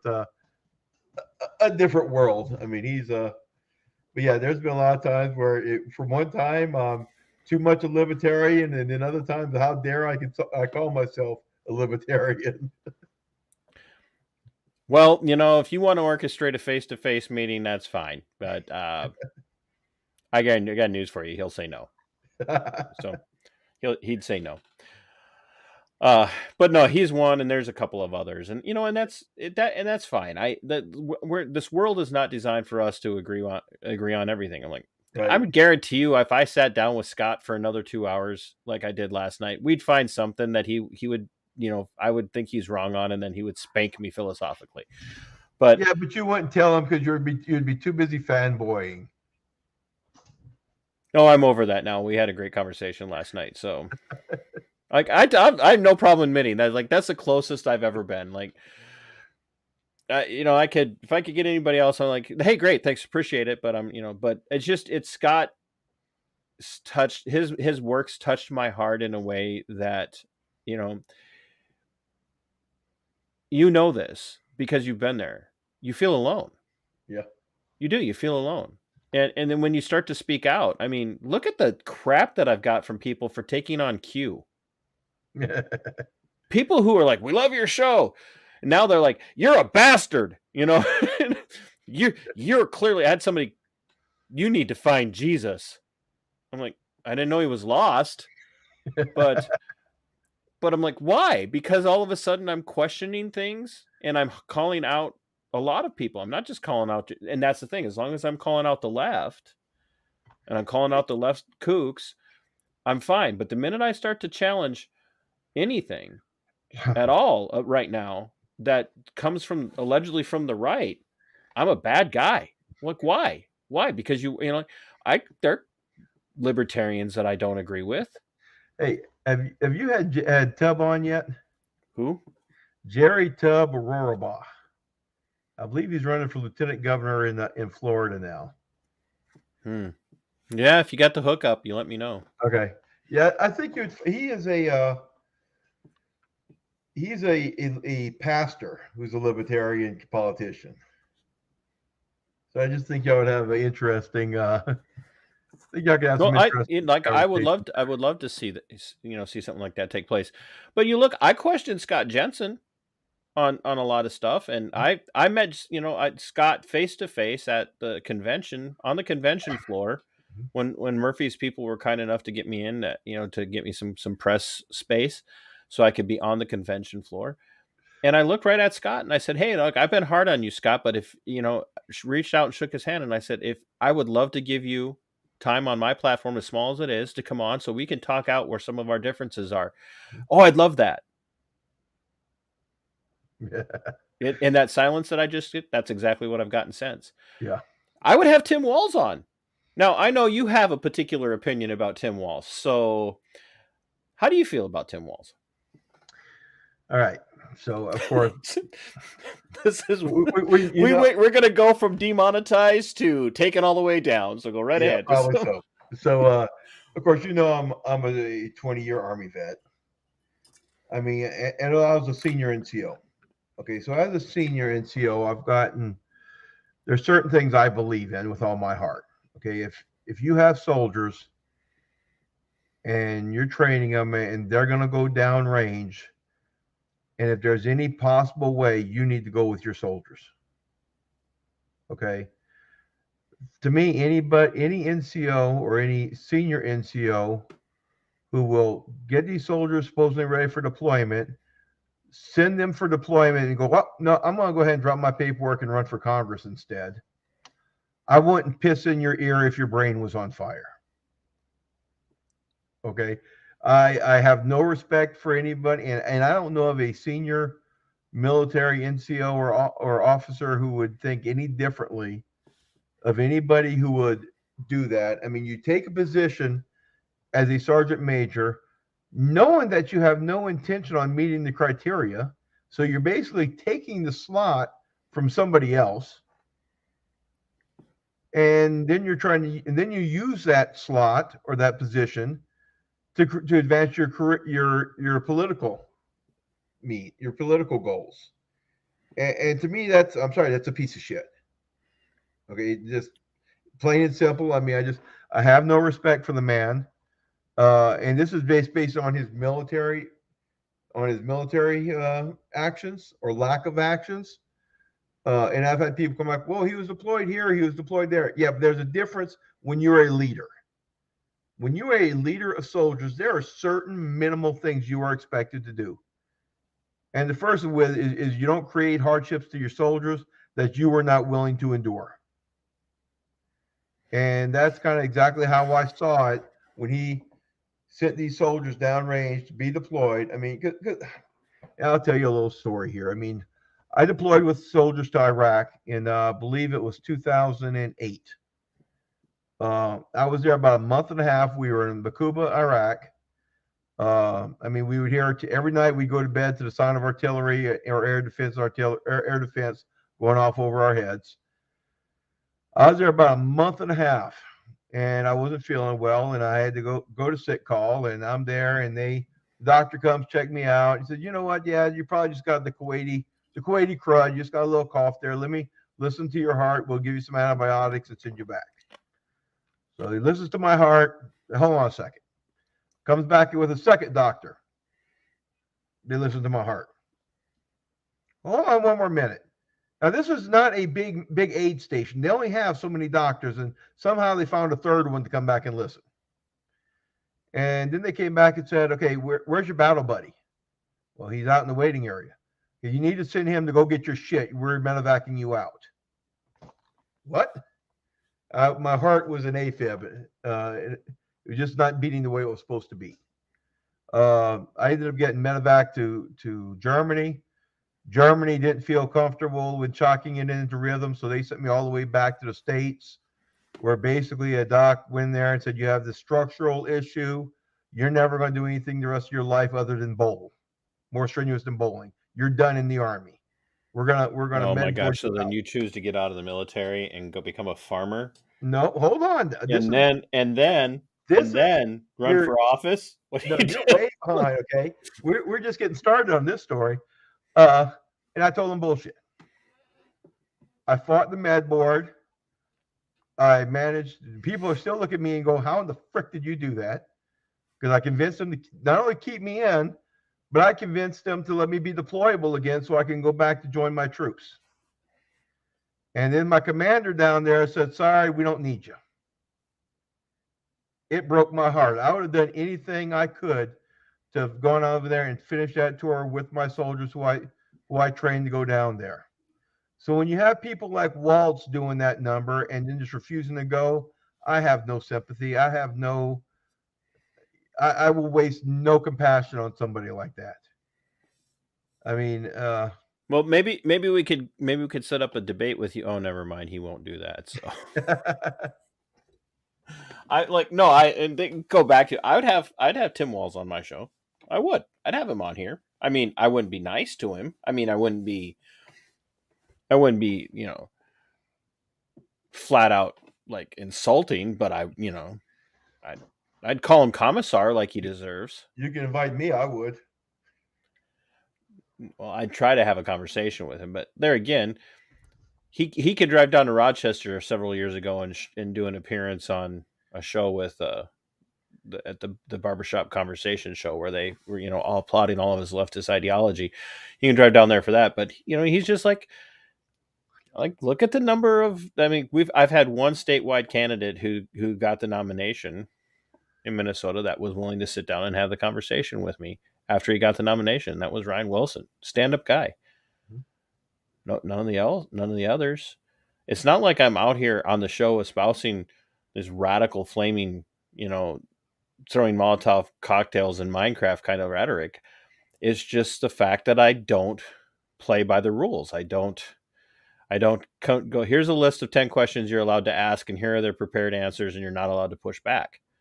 And that's where we're at, which is why I'm glad to see you running the way you are. And I would have loved to see you run as an independent. I would have too. That would have been, again, my first option, but I screwed that one up. That's something else you will never hear a professional politician say. I screwed that one up. There's nobody else to blame but me. And I think if we had more politicians willing to take a little bit of responsibility when they do that, we'd have a different world. Well, I think if we could get out of the terminology of even referring to people as politicians and start to refer to them the way they should be, which is statesmen. I think of a perfect example of that. Not that you aren't, but Walter Hudson, or at least of him. Walter Hudson is, even without having been elected to the state house, Walter is a statesman, and he does that at the city council that he serves on. He is a statesman. He is literally, like you are, interested in serving the people. And that means sometimes you're going to upset a lot of folks. I called myself a politician the other day, and I was corrected. The response You're not yet. the response was, "No, you're not a politician. You get shit done." And you're like, well, technically, I'm not. Not yet. Well, you know what? And I look at it every day. Right? Is I am getting stuff done, and whether I win or lose. Right. Okay, because I am. If you look at the way Fishbach has had the campaign this year compared to what you did against Colin Peterson, she sat back and other people did all of her work for her. They ran all these campaign ads. All she had to do was sit back and be quiet. You know what? When she was back here, she was out there talking to some preferred group instead of, she wasn't still talking to the normal people of this district.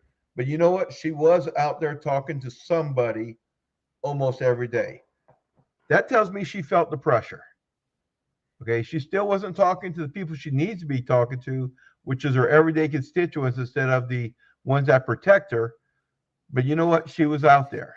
Yep. When she had another chance to vote for the PACT Act, after I attacked her over and over and over again on it, she voted for it when she got a second chance. And you know what? I firmly believe that is because we brought the pressure to bear. So you know what? I think we are making some progress in the fact that they're realizing, you know what? They can't just sit on their laurels, because we will come after them. We will force them to do their job. Now, they're still nowhere close to where we want them to be and where they need to be, but at least I think they're going in the semi-right direction, and we know they're scared of us. So we know they're going to react to us. If they weren't, we would be having a debate before November 1st. Give me, as we're getting ready to wrap up here, give me a brief overview of candidates in the state of Minnesota that are running for different offices at the state, within the state that you would support right now. Of course, I'd support Ashley. I mean, I think she's great. I think she's running the race that, to a certain extent, I wish I could have ran as an independent. Ashley did actually consider running as a Libertarian to begin with, but I think she found it just wasn't really the best fit for her, because again, I don't think she wanted some of those constraints. She wanted to be able to go and say, I am representing the people. And so I'm a big supporter of her. Nate Westenberg. Okay. He is, I love Nate. Okay. Because he is a GOP endorsed candidate who is not afraid to show some support. And considering he's an outsider, he's not trying to fit in any way, shape, or form. Nathan Miller is another one that I really support. There are some things me and him don't necessarily completely agree on, but you know what? He is out there fighting the fight. He is following what he believes in, and he won't let the party tell him, no, that's not right. And I have the most respect for that. And I'm overjoyed in the fact that he's deciding to do a write-in campaign, because it keeps the pressure on. The fact that he didn't win was solely, I think, due to a lot of crooked politics going on in Otter Tail County. So the fact that he did not take that laying down, I've got a lot of support for that guy, and I'm overjoyed at what he did. Those are some of the big ones, and I guess because these are guys who are, I think, we've got some commonalities. And you know what? And I've got my state representative here, and she's not nearly as liberty based as I am. And that's Deb Keel. Deb will sit down and listen to me and talk to me. We may not agree on everything, but the fact that she will take the time out, knowing that I am not the GOP's favorite person in this district, but I am confident that if I called her and said, Deb, I've got a problem, she would answer my call or return my call. Would she come when she come feed the calves? Well, she's a farmer, so she might. Isn't that Elsie's job though? Yeah, yep. That's Essie's job right now. Or She's Essie's, helping me excuse me, out not there. Elsie. Essie's job. I mean, those are on the local level. Did you let Essie? Did you let Essie move out of the barn? Does she have a room now? Yeah, she has. Will you shut up before the damn people before you get the government over here checking me out, saying I'm doing indentured servitude or something? Somebody's gonna watch this, and now I'm gonna have Department of Health or something here tomorrow saying we hear you're making an employee sleep in the. No, they won't be there in the tomorrow. It's barn. Sunday. They won't watch this until Monday, and it'll take them 6 weeks to determine how to find your house And so, where I'm at and so forth. yeah. So, by then you'll have won. So yeah. So on those. It was a levels, joke, folks. Essie has never slept in the barn. So, and for those of you who don't know, Essie was formerly my my campaign manager, and she took a break after that for a while. And as the campaign went on, she's offered to come and help us with the farm, and she's come over here, and she's living in one of our spare bedrooms, helping us out. I mean, without her, I couldn't spend near the time I am campaigning right now. So she has very much been a godsend. But Pat sleeps in the barn, though, right? in addition, what's that? Pat sleeps in the barn. Pat might, but but the goat she's been taking care of sleeps in the house. That's right, which is why Pat can sleep in the barn. Yeah. But if anybody doesn't know, Patrick is his now de facto campaign manager, who has been patient with me this week as we've tried to get Bull scheduled. Bull was supposed to be on last night, but Horton's people reached out and said, "Hey, Scott can do Friday," and I'm like, "Bull's going away." And as of today, Pat thought it was tomorrow,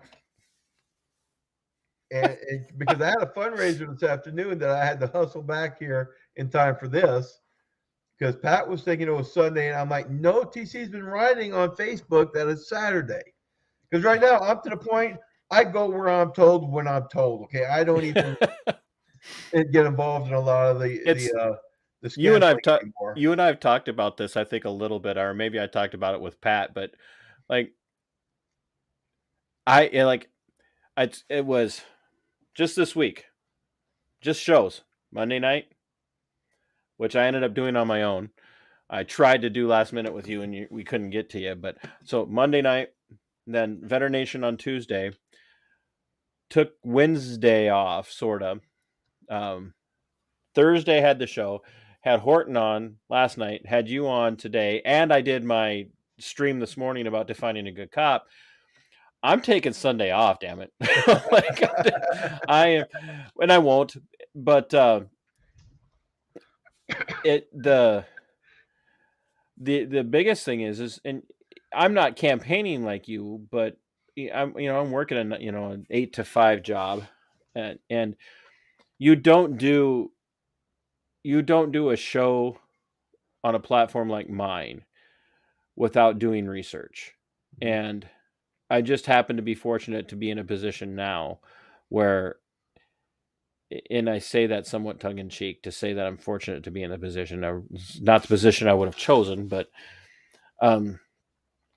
the way it's worked out is I'm able to do my research while I'm working because I listen to books, I listen to lectures, I listen to shows, people I agree with, people I disagree with, but I spend at least 5 hours a day while I'm working doing all of that. And so even on Sundays when I'm doing stuff in the afternoon, I'm probably listening to a book while I'm working because I don't have the time. And so I know, you're coming and going. You're constantly on the move. I just don't have the time to actually sit down, I'm so thankful for technology. I'm almost hoping for some sort of cataclysmic world war where, the world just slows down. We don't have electricity. We don't have internet. I've got to send you, handwritten letters, to communicate with everybody. And I just, no more interviews and things like that. So I can actually just pick up a book, sit down, light a candle, and read it. I'm not to complain, mind you, but it just, I'm like, that would be so nice. I tell you what, there is one other candidate, and it's killing me right now because I can't remember his name. He's fairly unique in the fact that he is a libertarian who is running as a Democrat. And when I say libertarian, I mean if you look at everything he believes in, he is probably would be considered a hard right libertarian. But there was no Democrat running in his race, so he said, "I am running as a Democrat." And I'm having a brain fart right now. I can't remember his name. He is actually a recording artist rapper. And I'll look it up, or I'll think about it later, or somebody else will pop on here and go, "Yeah, wait, this is this guy's name." I didn't even know about him until he was on a California podcast with Nicholas Wildstar, who was at one time running for governor of California. And Nick reached out to me and said, "Hey, have you heard about this guy?" And I'm like, "No, I haven't." And I tried to reach out to him, and I think right now he's running this. He's running in a very much like I am. But he's like, "No, I don't want to have anything to do with anybody in the party. I am doing my own thing." And I have some high hopes for him. And then maybe he'll be the catalyst to destroy the DFL. He might be. Okay, I mean, if you look at his stuff, his policies. I'm like, dude, he's a freaking libertarian. I mean, he says I'm a Democrat. Then I look at his stuff and goes, dude, you're a libertarian. You're a Mises libertarian. I mean, yeah. Well, on the state level, I think I'm gonna be of course, my feeling towards Walz. So I have to say, I do think Jensen's probably a little bit friendlier to the Libertarian Party than probably anybody else that was running at the time for governor, except maybe Mike Murphy. And so yeah, I think it's going to be an interesting election. I mean, so what are you thinking? What politicians do you like? Which politicians do I like? Let me rephrase that. What candidates do you like? Let's take out the word politician. I have made very clear statements that I have not ever officially endorsed anyone because I don't want to hurt anyone's chances. We have a local gal here running for city or for school board who is very active in the Convention of the States initiatives, very, very much against all the wokeism and stuff. She's running for school board. She posted something on her Facebook page and said, "Hey, if anybody wants a sign to support me in their yard, let me know." And I said, "I'd love to have a sign for you in my yard, but I want you to win." And she just replied with a haha. And I never did get a sign. I mean, it's funny the way that works, because I had a former GOP candidate at a GOP event the other day. My name had come up, and this one guy goes, "Yeah, man, if he wasn't running for legal marijuana now." And then this other former candidate came up and said, "Yeah, but you know what?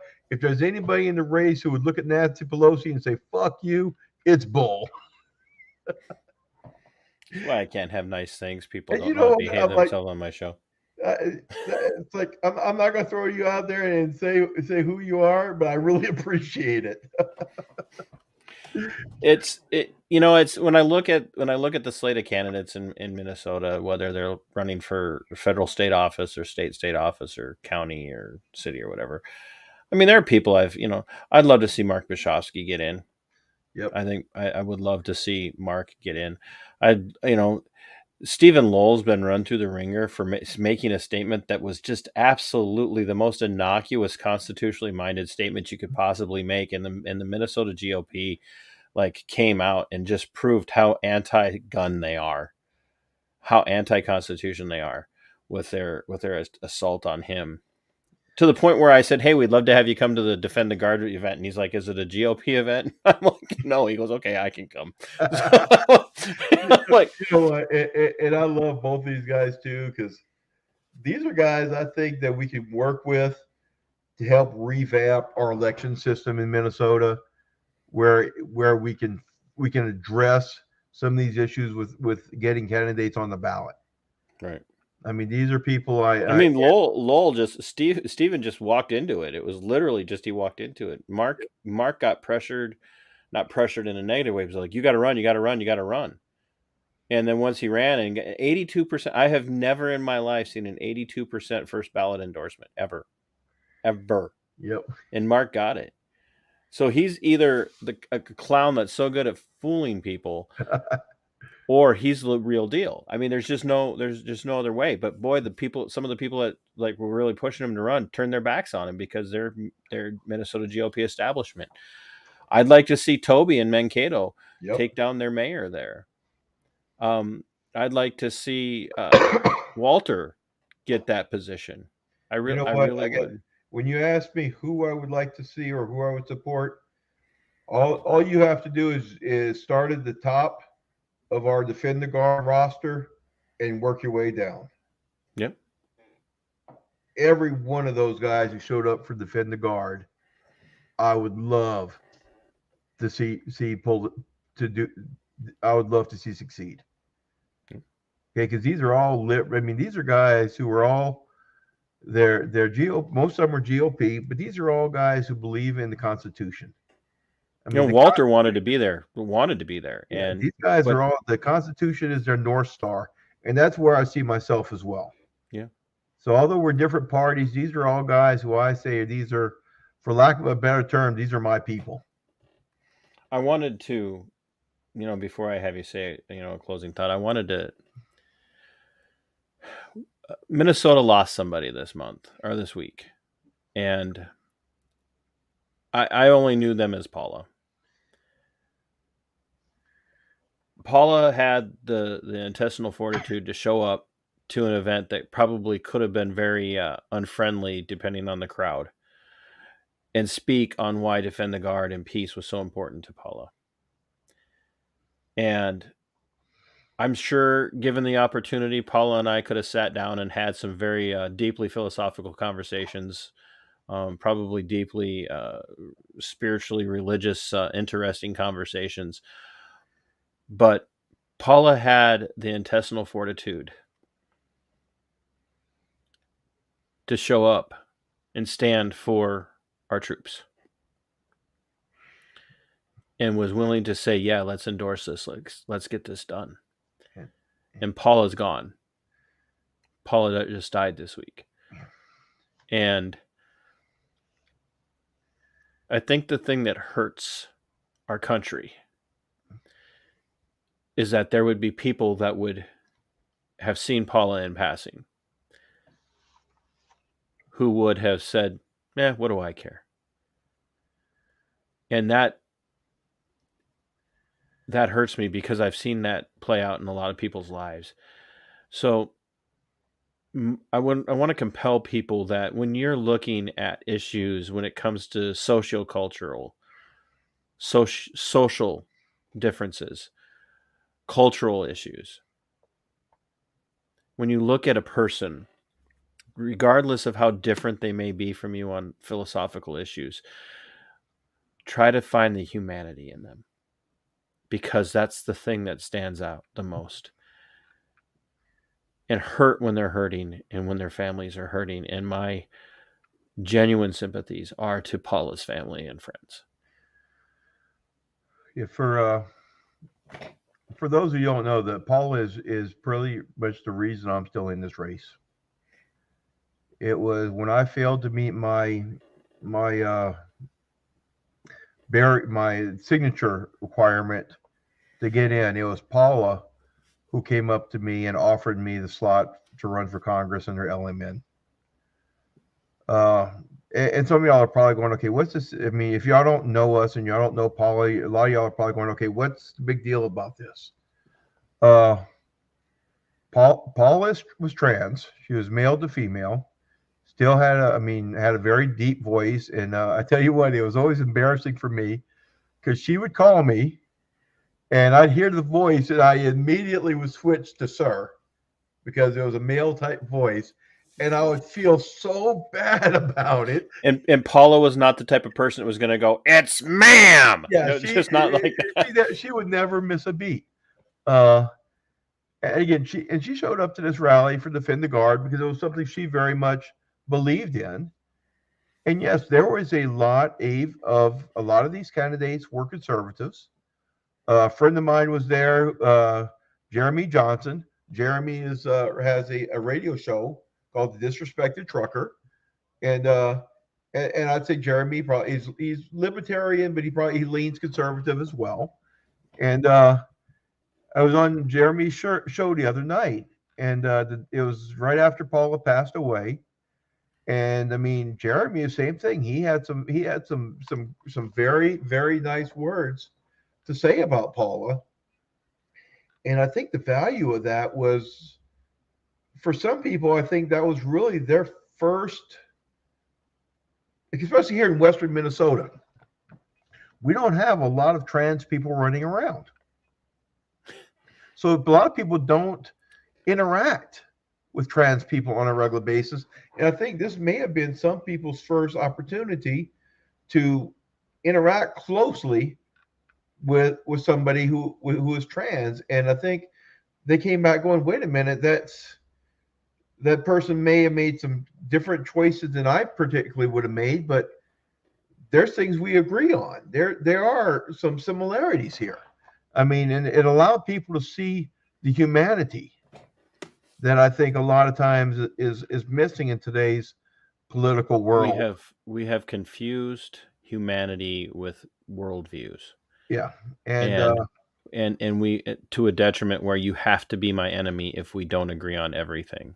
You know what, Ed? I'll share a couple stories about Paula real quick because I know we're already way over time. I don't have a life. So NPR, of course, I've been bitching and moaning because we have gotten no coverage of our campaign from NPR, any of these jokers in the city. So the other morning I get a call, and this is such and such from NPR. And I'm like, sweet, you jokers are finally reaching out to me. And then there goes, yeah, we're looking for a point of contact with LMN because we have questions about a candidate's health. Huh? I'm like, okay, fine. I tell you what, the only point of contact I have is for Paula Overby. Here's her number. And then there's silence on the other end of the line. And then they're like, well, that's actually whose health we're calling to figure out what's going on. It's like, okay, well, I mean, that's really all I can do to help you. Thanks very much. And then I got off the phone and I texted Paula's number and say, this guy called me asking about your health, blah, blah, blah. And I tried to call. And of course, when I called, I didn't get an answer. Now, there are two Paulas in my phone. And and I don't have full names on them. I know one of them. Yeah. And I called the wrong one. And when I called, I didn't leave a message. So then I saw on one of our pages the other day that afterwards that Paula had passed away. And probably about 20 minutes after that, I get a phone call and I look down and I see Paula. Okay. Started to freak out, going, okay, you look like maybe this is somebody from her family. You look like Red Fox. Yeah, it literally was. And I answered it, and it was the other Paula. Wanted to know what you'd called about. Okay, I'm so sorry about this. And you know what Paula that one is. But yeah, it just I was like, am I getting a call from beyond the grave? What's going on here? And then yesterday I actually got. Well, I'm just going to let you know that kind of stuff doesn't happen. So yesterday you say that, but yesterday I got a text from the Paula that I texted, and that one did have Overbeat next to it, and it was actually her daughter reaching out to me to let me know that she had passed and what was going on, and you know what, that speaks worlds about her daughter. I mean, for her to be going through her mom, the phones, messages, and letting everybody know what happened, it's got to be one of the hardest things to do. It's not easy. I mean, and Having the lost fact a that dad. she was taking the time to do that was just, I mean, it meant the world to me. And I've actually got that yesterday, and I've actually kind of wanted to send her a message back, but I just don't know what to say. To say about, I mean, Say what you just said. It says so much about you that you took the time yeah, to reach out. just because you know, You know, what? I'm gonna from now on, whenever my shows are running long and my guest doesn't know when to shut up, I'm just gonna go.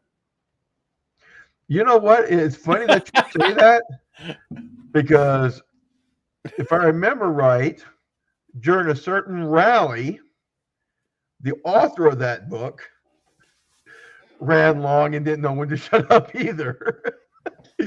I'm just gonna throw out the as well, Susie Q from Not a Real Libertarian, you know, the person that actually runs the show on Not a Real Libertarian. Susie Q says she's coming on a week from Monday to talk about her story of cancellation, because her story kind of parallels mine, and so we're talking about doing a collab, but she's coming on first, and then we're gonna have the actual host of Not a Real Libertarian come on at some point. And your standards have really dropped. oh, I'm gonna make sure we're cutting that out, and I'm sending it to him. But I've been one of those. She said, "How did you land Horton?" I said, "I got the hookup," and she said, "I'm gonna follow." So wait, you're having Horton on tonight? And I'm like, "Yeah." And she goes, "And I gotta follow Horton?" I said, "Yeah." A week and a half later, she goes, "I'm following Horton," and I so is this close to saying, "Yeah, well, Bull's following him the very next day." So, well, that would have intimidated her even more. No, now she's gonna be like, "Oh, Bull can do it."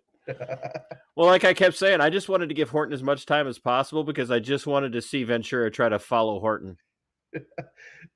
Well, you know, I was so worried that because the state provided our sound equipment. No, you rented it from the state. Yeah, I rented it. You provided it. I rented it till 4:00, and I was worried this guy was going to cut me off at 4. Do you think you want to be a state employee that walks up and tells the governor, "I need the microphone"? The former governor, I'm sorry, sir, we got to cut you off for taking the mic. Ain't nobody gonna do that. I knew what I was doing. You're over there going. I'm like, it'll be fine. It'll be fine. So, Bull, thanks for doing this. You have become a friend and an ally in this fight for our republic, and I appreciate it. And I appreciate you including me in the event, and opening that door, and I'm pulling for you. The thing is I can't vote for you, unless I move to Chicago, then I can vote for you all day long. There's so many jokes I could have went with on that, but I just you're like, I don't want you to vote for me. I want to win. I'll leave them all alone. I mean, I'm sure there's somebody deceased here who you could vote for, but you're not a Democrat. But well, I thought you were going to make some comment about, well, if I was, if I really thought I had a chance of winning, I wouldn't have come on the show. But it was, I just got to point out, it was Pat that was pursuing this. Pat made me do this. So you know what's so funny, and I've been telling this to a lot of guys because I've been on so many of these libertarian podcasts. I am not officially, so stop that. Yeah, well, I've been so many of these podcasts, and of course the big media has kind of ignored me. And I keep on swearing that if we pull this off on November 8th, every podcast who has had me on gets me before the mainstream media, which will drive them crazy because if we win, this will be the story of this election. And God damn it, I'm going to make them wait. Good for you. Are you going to pick based on the number of times people have had you on? Well, you know what? Most of y'all have them on different times anyway. So either that or we'll do a pool and y'all can each have an hour throughout the time period. but trust me, the amount of you know what, I can't say that because it'll probably violate some FEC rule or something. But I was going to make a comment about the amount of money I'm in debt. I was going to let you bid. I was going to let y'all bid for it. Oh, then you won't be coming on because I can't. I'm pretty sure that's illegal. Yeah, there's some sort of campaign finance thing that you can't say it seriously. Yeah, I know. But no, I mean, yeah, because I want to be able to pay people back who have given me a stage and given me the opportunity to come You're out not here. paying them back, but Bill. You're showing. You're not paying them back. You're showing appreciation. Well, I'm showing appreciation, and besides, can you imagine what your viewership will look like then? I will have 20s. I'll have 20s and 20s as opposed to 10s and 10s. So they'll be tuning in to you, so they know what to report on because they're going to report on whatever I'm telling you. So then I get talk first. To them. So I get first dibs when you win. Yep. Yeah, everybody, all one of you. I thought all these people liked me and they didn't show up tonight. I'm really going to have a discussion with Sarah. Yeah, no kidding. And her other half, because they were like, "Oh yeah, it's going to be a it's Saturday night. It might be date night. It might be better that they're not watching." Yeah, true enough. I have to now, since before I kick you out, I'm going to just rub it in. I'm going to just rub it in. Oh, because you'll actually laugh at this. Well, you keep on saying rub it in. I'm really wondering what you're talking about. We're talking about CBD oil. Okay.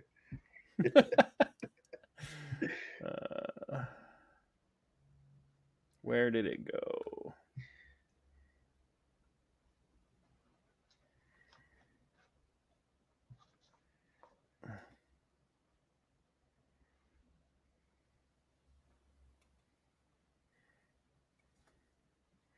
Where is it? I don't know. You're not helping me. I'm not trying to. Where do people want to? Where do people find you if they want to? Bull Johnson for Congress.us. All right. Please go to that little button on the upper right-hand side that says contribute, and it will bring you to our page, to our store page. It's getting cold. Wouldn't you really like to have a Raise Cattle Not Taxes hoodie to get through these Minnesota winter nights? Yeah, you are not good at ads. This is your opportunity while stocks are in supply. Oh, people, we're going to work on his presentation skills. Hey, you know what? We were in the middle of having Horton on last night, and this is what Sarah posted. You see her comment? No. You're on the big screen. And it's the one time she caught both Scott and I with our mouths closed. So, but Bull, I really appreciate it, and best. I hope the best for you on this. And if anybody wants to contribute to the campaign or buy some Raise Cattle Not Taxes shirts or merchandise, do that. But if you're down here in this neck of the woods and you need fresh livestock type meat things, you let me know. I'll hook you up with Triple C Farms. That happens to be my daughter and my son-in-law. So, but he's doing his pitch, so they'll give him him some meat. Yeah.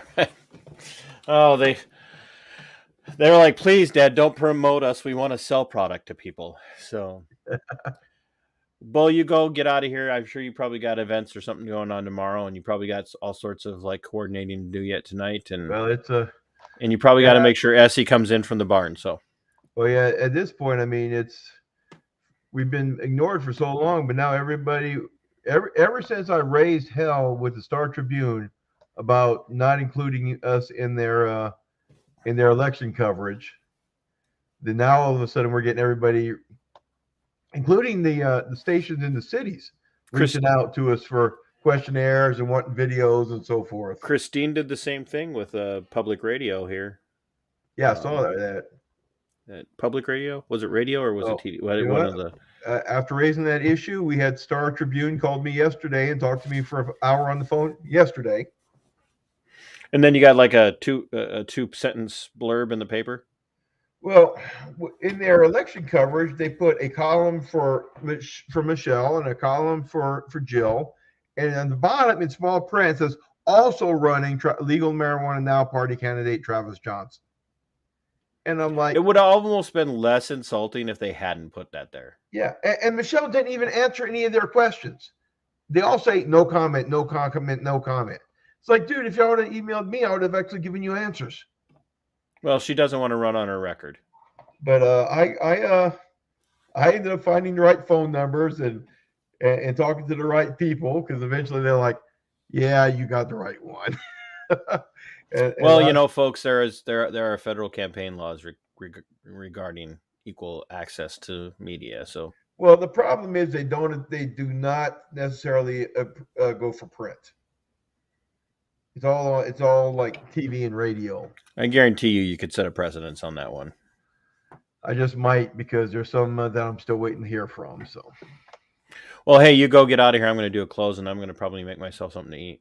Thanks, sir. I'm getting ready to do the same thing. And I am not going to eat on camera. So as soon as I got back from my function, I jumped on here. So have a good one. Thanks for having me, sir. And thanks a lot, brother. Take care. Well, all ones and ones of you that are still watching, that's Bull Johnson, and I would strongly recommend you head over to his website and find him and support him. Like I said, I don't haven't officially endorsed anyone, mostly because I just feel like I want at least some semblance of neutrality. The problem is nobody I like patently and adamantly disagree with will come on and talk to me. So what is it? Who cares? Ladies and gentlemen, I'm going to ask that you guys go to here on YouTube, find the subscribe button, hit that, hit the bell icon so that you're getting notifications. I'd like to make the next jump up to 3,000 subscribers. Head over to Subscribestar, Minnesota Black Robe Regiment podcast. Pick a support level there. And I would also ask that you would go find the video immediately preceding this one. It's my next, it's the most recent video on the Defining a Good Cop series. It's kind of a personal account and a personal accounting of my own accountability and where I failed in a situation with my former employer where maybe I should have spoken more publicly about a drastic abuse of power and excessive use of force and a clear violation of a detainee's constitutional and civil rights. And so I did that video this morning, and it's been weighing on me. I want people to see it, not just because I'm trying to cause trouble, because I can't do anything to get the former sheriff or the current sheriff of Olmsted County unelected because no one's running against him. But I want to see people start asking hard questions about law enforcement leadership in particular. And so that's why I was glad that Bull brought up police reform. That's what I'm angling for, is police reform. Not because I hate cops, but because I love the people who choose to put their lives on the line. And I want what's best for them. And what's best for them is transparency and accountability. And guys like Bull and guys like Stephen Lowell and Mark Bashofsky and Toby and Mankato and on and on and on, they're going to be good for that. The DFL is not interested in police accountability. They want police control. The Minnesota GOP is not interested in police accountability. They want police control. They're vying for control of that faction, not accountability. So thanks for tuning in. Thanks for watching. Pat, thanks for staying on me to get this scheduled. Christine and everyone else. Mike, thanks so much for being regular supporters, fans, and a good fan base. And to my new friend that I met at Aldi, I don't want to put your name out there because I don't know how you feel about it, but thanks for acknowledging that you watch my show, Random Stranger in Aldi in Rochester. I needed it in the moment. It touched my heart. And to have somebody walk up and go, "You're Minnesota Black Robe Regiment. I watch your stuff." That's cool. So thanks for letting me take your picture with you. It did my heart good. Once again, friends, if you want coffee, hit me up. If you need merchandise, hit me up. Beanies are on the way. And hit the subscribe star and like, comment, and share this video, please, if you will. We need candidates to be inspired, or people inspired to be candidates. My friends, until next time, fight for your freedom. It is yours. Fight for your liberty. It belongs to you. And sic semper tyrannis. We are going for liftoff in T-minus 30. Stand by for further instructions, Minnesota Black Robe Regiment. Secondary guidance systems engaged. Minnesota Black Robe Regiment, it will be on my mark.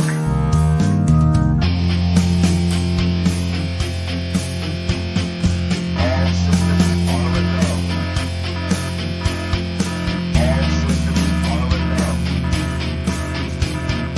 Minnesota Black Robe Regiment, you are over the target. You are authorized to fire at